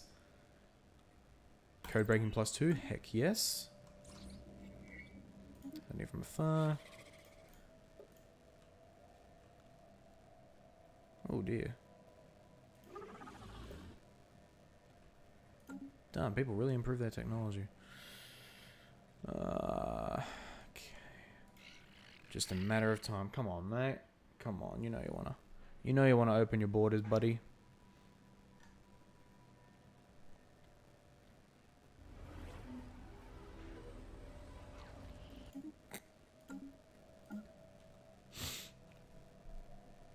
Okay, things are improving slowly but surely. I'm just gonna like, oh crap, are we out of anything? Okay, no, we're not. Time project, low stockpile. What's the time project? Grimacing planet.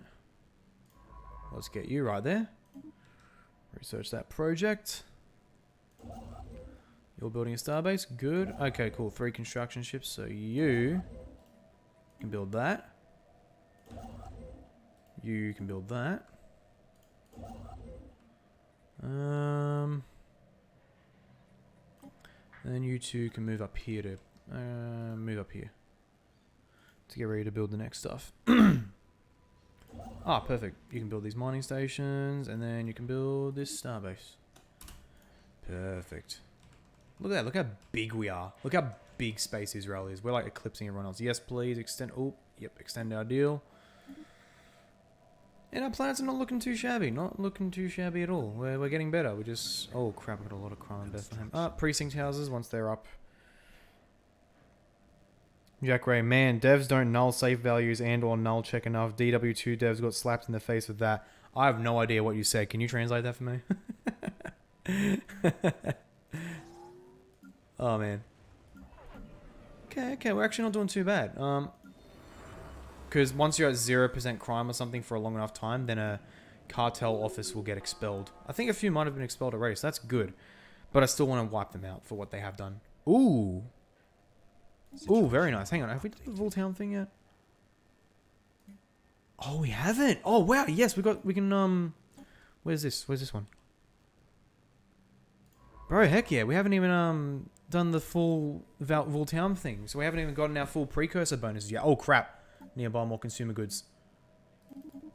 There we go. Let's buy a ton more. Okay.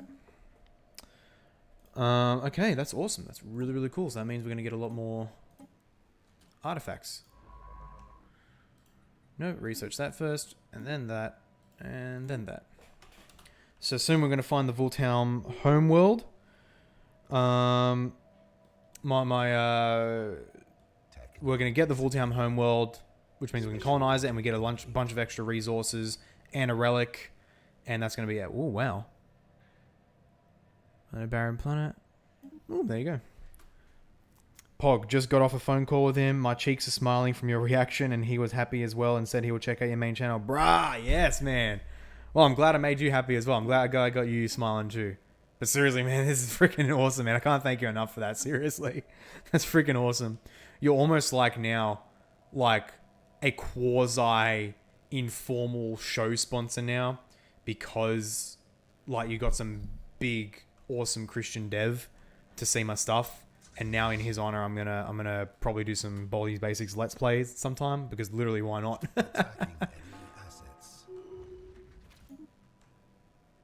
That's so cool, man. I'm not gonna get over this. This was literally just gonna be an off the cuff, kind of very chill stream, but now it's just freaking awesome, man. That's so cool. Oh my word. He needs to like, oh crap, hang on. He needs to like found like a Christian game development alliance or something. I'd happily join that because I do want to eventually get back into making games. Maybe with Unity, but also with like Python. I do like my Python language. Jack Ray, a dev makes a variable and then doesn't set the variable equal to something or sets it later to null and then try to run a method of function on it. It will fail because there is nothing there to act on. Oh dear, okay. I assume that's kind of the source of a few bugs in the game then. Yeah, that makes sense. It's ironic I say I didn't understand that even though I have done programming. Oh, Vultown Homeworld. Did we get it? Oh, no, I don't think so. Because that lag spike normally happens when like the generates a new star in the game. Code breaking +2, legendary. Chemical plants, let's get that. Special Pog Racing, he's homeschooled and more introverted than others, so he doesn't know how to process praise from other people because of his game, and it can easily make him feel awkward, lol. Ah. No, you know what? I actually fully sympathize with that. There we go, Vultown Homeworld. Because I used to be... I still have a little bit of it now, but I can tell him, if he's listening now, or if you tell him later, I don't know, I sympathize with that huge. I used to be very introverted, and even to this day, I kind of shy away when people give me praise. I don't normally say, oh, thanks, man, thank you so much, and all that stuff, like, very often. Like, if someone gives me a big amount of praise and compliments in that, I'm just like, yeah, thanks, yeah, at most or whatever, or I just, like, kind of, like, look away and just, like, give a little giggle. That's still me now, so I 100% sympathize with that, so I hope I didn't, oh, man. So I really hope, yeah, I hope that didn't give him some unnecessary awkwardness. But it's genuine praise, it's awesome, but I 100% get it. It can be a bit awkwarding. So I won't sing your praises anymore. Half joking there. He told me he will send me an access code to an early testing of Baldi's Bases Plus to me, so I can send it to you. Bro, that's awesome. Bro, thank you so much. Jack Ray, also doing what Paul did made me nervous. The hands in the air and bowing thing. You know me, I'm a big joke. I love that initial major reaction. No, don't worship me. What are you doing? Oh my word. Oh my word. That was a... I slightly regret that now. Now that what you told me, Pog, I slightly regret it, but also slightly don't. Because in the end, I'm an Aussie. I'm a shit poster. That's what we do, That's what we do. Oh my word. Surreal. This is surreal. I need another science ship because now we got Vultomar. Yep. It's gonna be an epic system. Pogretsky, dude's awesome. Really awesome guy, mate. Awesome guy. Super awesome guy. Fellow Reformed Christian. I love that. Love that to the maximum. You can build this base. And then you can build that base. And then you can go up here. Such an awesome guy. Such an awesome guy. He and you, Pog, are like sponsors of the ministry now.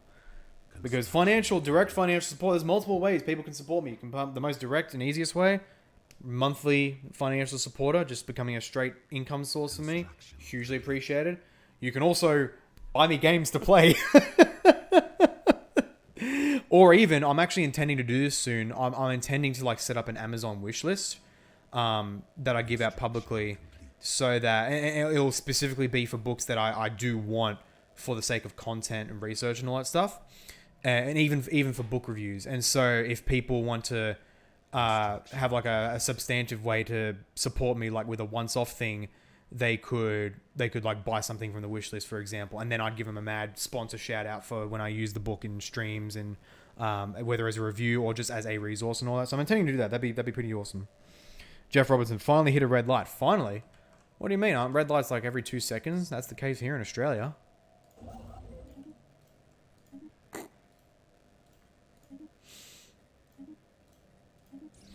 But yeah, otherwise, income from the ministry, It's general income, so I can make this a job, because that'd be flipping awesome if that happens.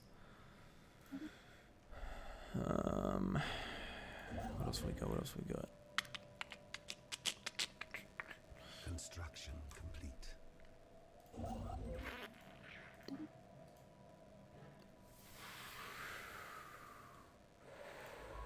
Okay, scientist.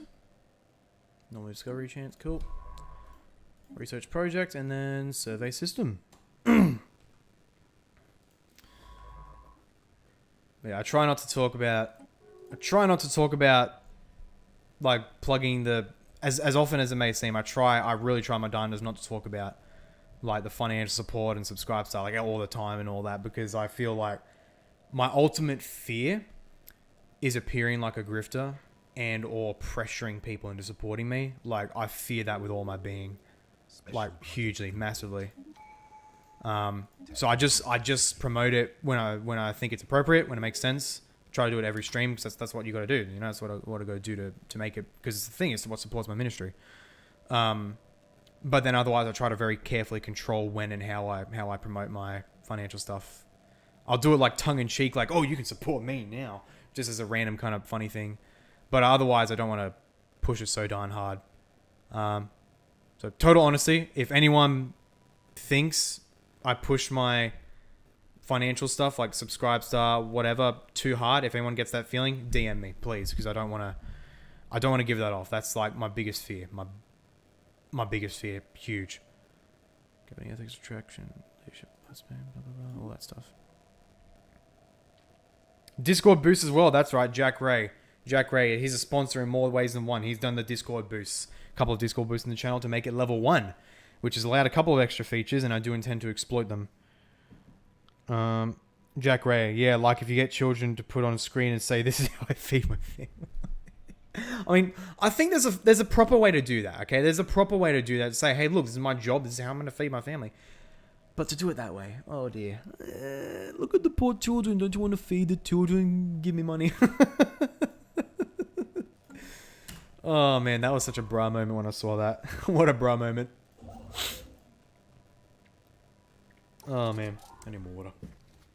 Oh, technology. Hang on. Ah, I missed it. Pop up, brah. Oh, yes, more physics research. What do we get? Chemical plants. Cool. Construction complete.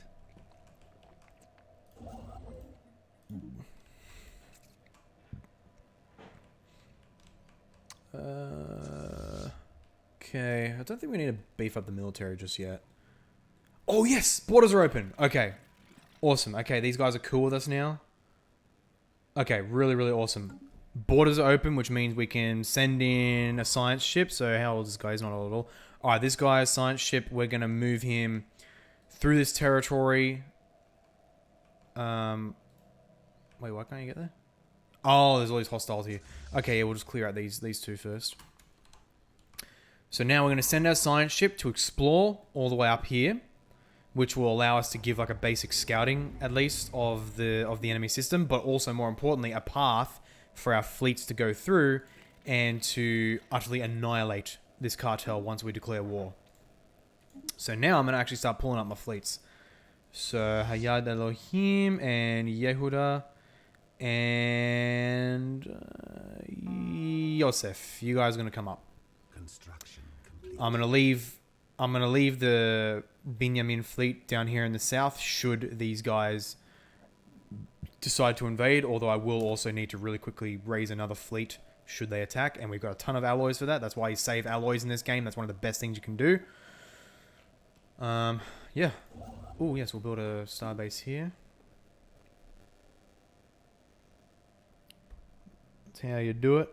And if you haven't already, ladies and gentlemen, nuke this subscribe button, napalm strike the like button if you want to keep following my awesome gaming content.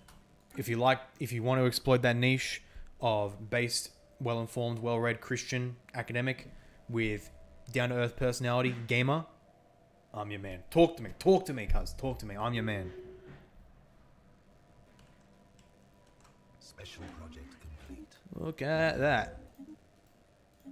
Yeah, it's can't emphasize enough fast expansion in this game for resources. Establish embassy. Yes, please. Let's do that, man. I want to become good friends with you because you are going to give me the path to annihilate this cartel. And everyone's probably going to love me for it because God knows how many other star systems these guys... If they've reached all the way to me, which I don't think they should be able to. Like, they would have had to accumulate so much influence, like a ridiculous amount of influence just to be able to establish one cartel post on my planet. So I think the AI cheats with influence. Oh, man. Relic activation ready. Voltown. Oh, yeah, we got this now. Pop minis. Usage negative 10%. Perfect. That's a passive effect. Oh, yeah, and that. And once I hit it, it allows me to get temporary combat advantages. Oh, yes, Secrets of the Voltown. Let's do that. Delve into Secrets of the Voltown. 5 months. Awesome. Jack Ray, open borders, time for the migration period, 400 to 880 repeat. Not that kind of open borders. So Stellaris has migration treaties where that can happen. I accept 0 migration treaties. Open borders just means you're allowed to move your fleets and your ships in between each other's borders, which is a very good thing. Jeff Robinson, we need Christians to make companies so they can hire Christians for when Wokesters won't allow us to have jobs. Oh yeah, happening. Thank God. Thank God for Gab really facilitating a lot of this stuff. Making the digital like infrastructure for Christians to do their thing and connecting all these companies and Christian businesses and independent workers to get together to make our own thing. Like buy Christian, hire Christian. That's how it should be. I'm trying to slowly but surely adapt my life to be like that. That was quick. This guy just died. What? Let's get another young dude. 28. Cool. All right. You can get moving.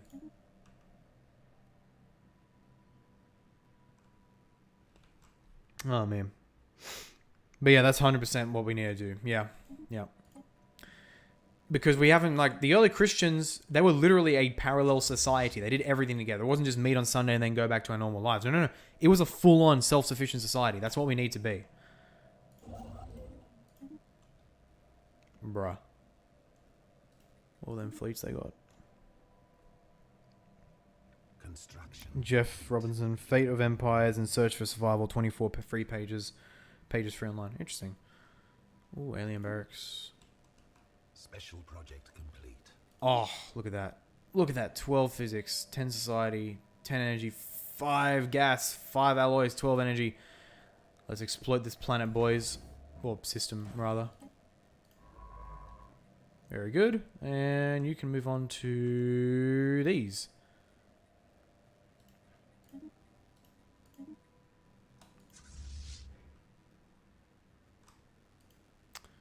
Okay, we're going to build a starbase here now.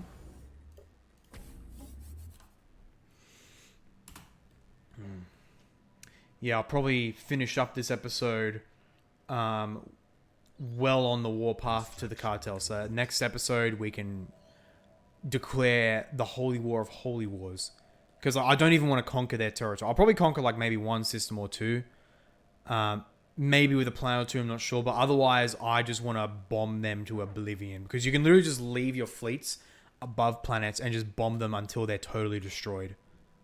It's pretty based. Can need more consumer goods.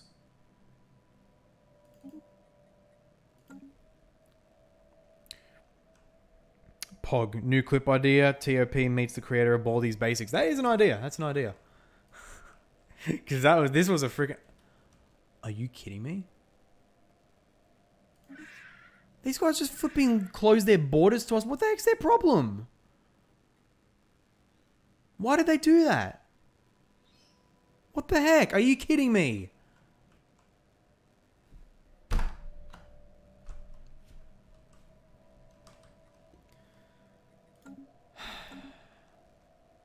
Okay, I don't think all hope is lost. Because, who's there? Because what I can do, depending on how powerful... Okay, they're still too powerful. Ah. That's so gay. That is so darn gay. Ah. Okay, I need to find a way to open up borders with these guys somehow. again.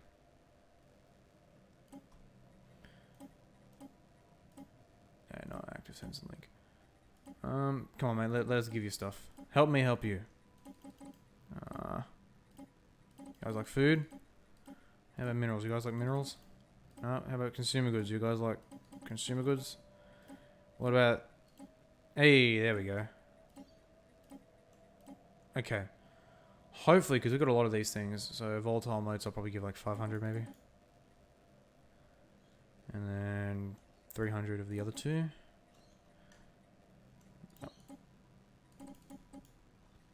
Hopefully, this will be enough to open things up. Come on, man. Come on. Come on. You know you wanna. You know. Come on. Talk to me. Talk to me, cuz. Talk to me.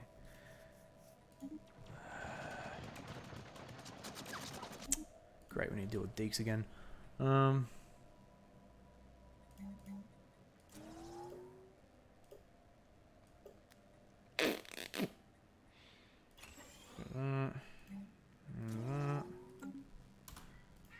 Come on, cuz. You know you wanna. You know you wanna.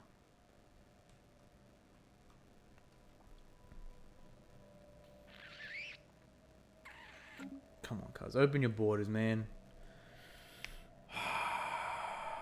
Pogreski, that'll get mad clicks. Yeah, maybe it will, actually. That will actually be awesome. I could so do that. Construction complete.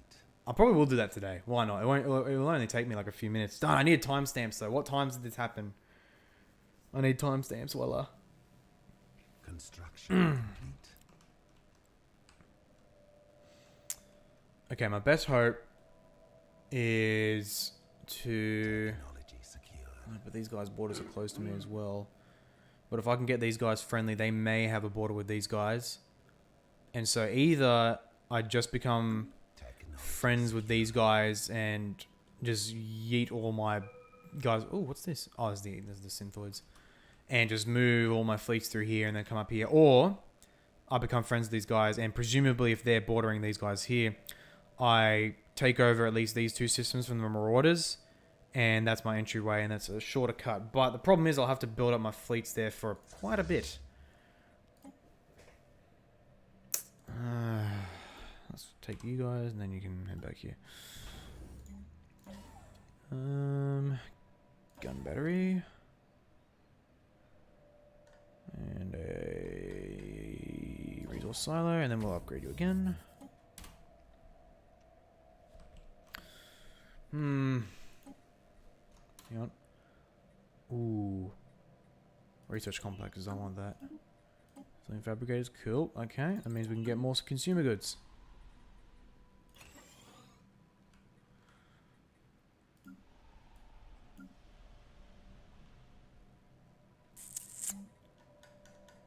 Let's get the synthetic crystal plants.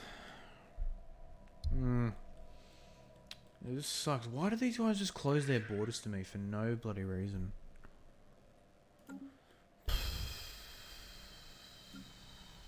Ooh, yes. Samaria, you can be upgraded. That's cool.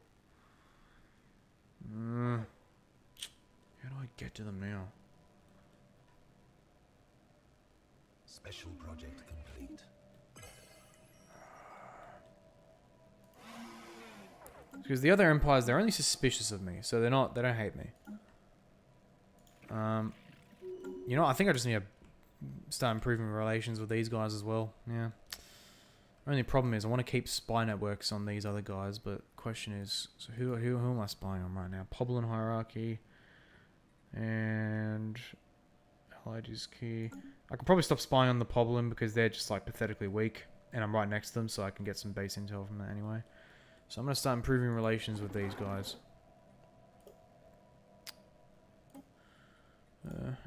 Done. Okay. Should only take some time now. Let's give you a bunch of stuff. Let's give you a bunch of alloys. A bunch of volatile motes. Should do the trick.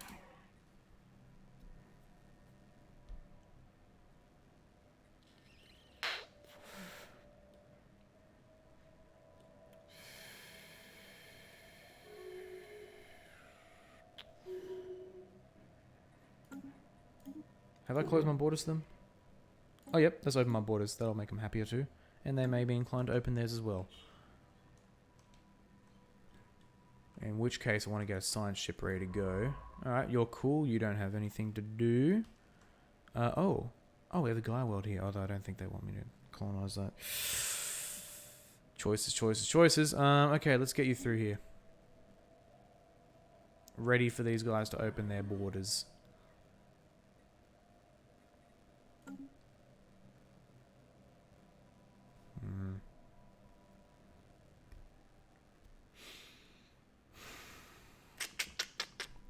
It's not a matter of if, but when. In which case, you know what? I don't want my fleets moving there. I want my fleets over here. Yep, over here. Down in the Matar system. The Matar system, whatever it's called. And let's upgrade Asher a bit while we're at it.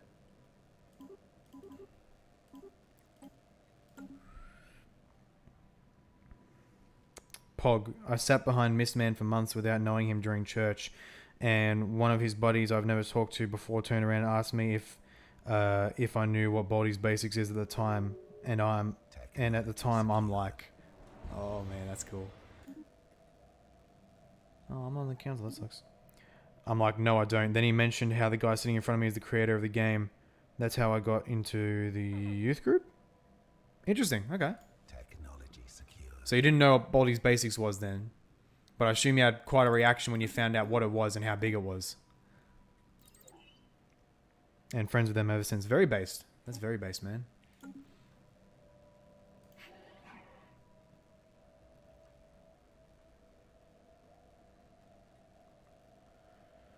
Open your borders, buddy.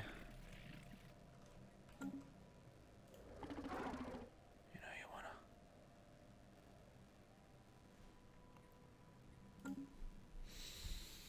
Oh, unpause.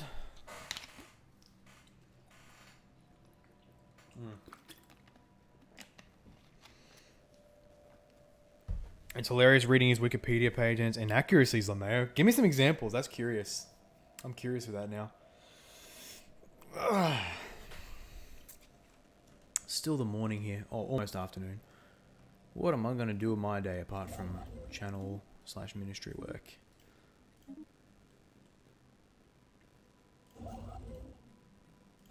So you can build Special that. project complete. Very nice.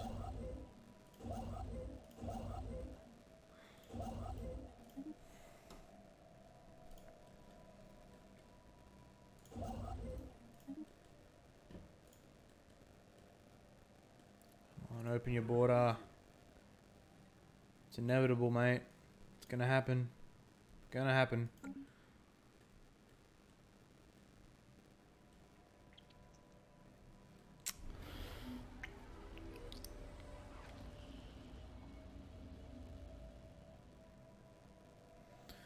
Order restored on Deeks. Hey, very nice. Very nice. Okay, so my plants are generally improving. That's good. That's very good. Construction. Still need to figure out the consumer goods problem. But apart from that, we should be half decent now. Yeah.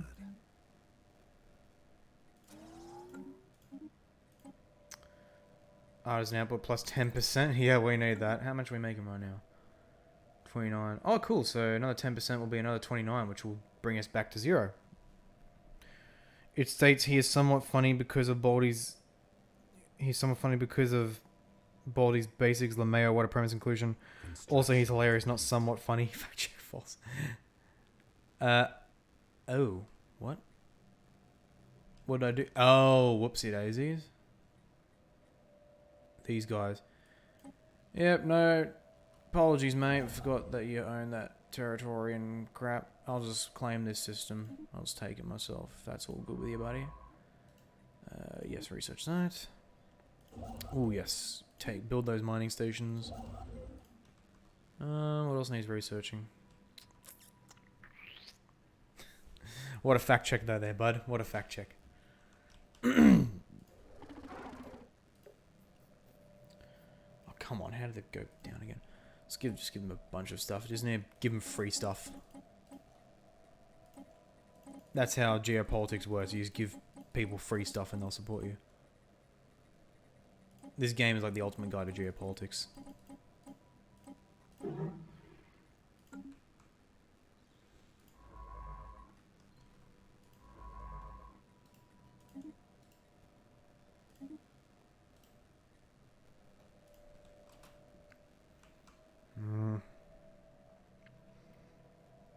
Jack Ray playing Ultimate Admirals Dreadnoughts. That's not no, it's not the Warhammer one. I was thinking of the Warhammer. Wait, isn't that the Warhammer? I don't know. I forget if that's the Warhammer game or not.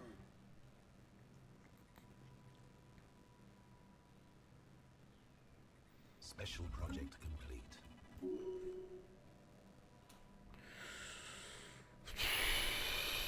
I'm just waiting for these guys.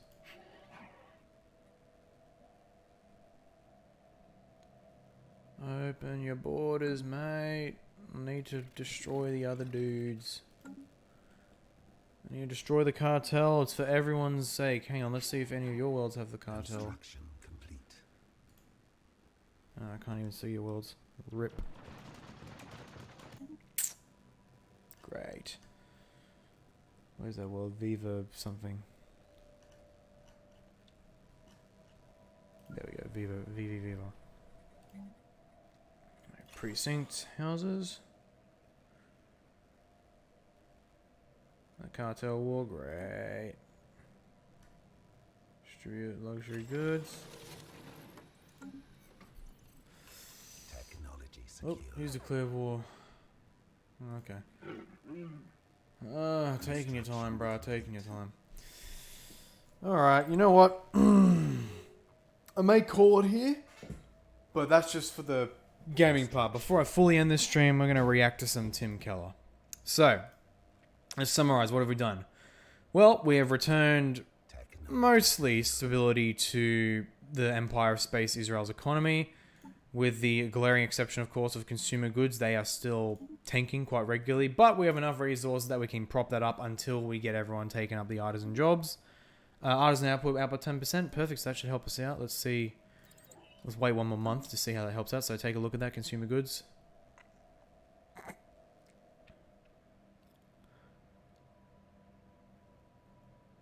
Let's go. Okay, so still a little bit of a deficit, but now it's much more manageable. Okay, so I'm going to call it here. I'm going to save it. Make this as it is. Okay, so what did we achieve? Well, we started off with a bad economy down the tank, and we have mostly fixed that now. And additionally, we have massively expanded the Empire, taken over a lot of extra star systems that were just ours for the taking. No one else was able to get to them. And there's still a bunch more we can take over down here, so that's just absolutely awesome. And now what we are doing is getting on the warpath to take on the Tal Akur cartel, to expel them from all of our systems. Although that may end up coming naturally anyway by Pops taking up jobs, precincts, and crime going down. Because eventually, once crime's zero for a while, cartel base is just kicked out. Doesn't mean they can't re-establish though. And they still need to pay for what they did to us. So even if they were to get rid of all of their branches today, they still have doom in their future. So we are going to be erasing them from existence, possibly, God willing, next episode. It just depends on whether these guys or these guys open up their borders and allow my fleets to go through, or if we end up getting the the jump drive technology, which will allow us to jump into this friendly guy's territory and then go to the cartel. Depends what happens first. We're going to have to see how that goes. But that was Stellaris, ladies and gentlemen. So I'm going to exit the game now. But of course, stream is not over just yet, ladies and gentlemen. Stream is not over at all. First and foremost, I need to... Okay, so I need to bring up an image. So, display course. No, image. Pay... census patronorum. So I have what I call the census patronorum, which is the list of all financial supporters as a thank you shout out thing, like many YouTubers do, because that's just one of the small ways in which I can honor and thank my financial supporters, because that is seriously big. Cannot thank them enough. And that's it right here. So here is the census patronorum. Let me center it to be nice and autistic about it. Transform. center to scream. So the Census Patronorum, I must thank all my supporters. So starting from the Patriarches tier, we have Chivery Bob, Brad H, Macrum, Orthodox Anglicana, that name. I love it. And in the Diakonos tier, we have Andy Bales, the OG first supporter ever. We have Fezzik, and we have iSync. I think that's how you say that. And then in the Pistos tier, we have Mindben, Jack Ray, Tiffany, and Brian D. Thank all of you guys so much for supporting me. And if you are not supporting me right now, but are considering it, do please go for it. If you are financially stable and are already tithing or otherwise supporting your church through personal labor and work, like if you're like a deacon or something, for example. So if you don't fulfill those conditions, don't support me. But otherwise, if you do and you're considering it, I highly recommend it. You get some nice little benefits, but most importantly, you help me make this into a proper full-on ministry. It's great stuff. Pogoretsky, I'm going to head out. I'm glad you've got to meet the man himself, and I'm sure he will enjoy some of your content. Thank you very much, Pog, for that. That was freaking awesome how you managed to do that. I seriously cannot thank you enough. So yeah, see you next time, my man. See you next time. Yeah, likewise for others. Actually, you know what I think I might do? I might end this stream here, and I'll start a stream on the main channel. I think I'm going to do that. I think I'm going to start a stream on the main channel where I'll react to Tim Keller's tweet. And perhaps if anyone's up, like, I don't know if Jeff's still here, but if Jeff or whoever's still up and they want to react to it with me, then we can do that. I think that'd be pretty darn cool. So I'll probably end this stream here. So thank you so much, supporters. And thank you everybody who came in to view this. Like, it was pretty off the cuff and at an awkward time, so I didn't expect a massive turnout. But awesome stuff. Guys, thank you all so much for coming along. This was awesome, and I will see you in a few minutes on the main channel reacting to some Tim Keller cringe. So, catch you all later. See you very soon. Well, soon, yeah.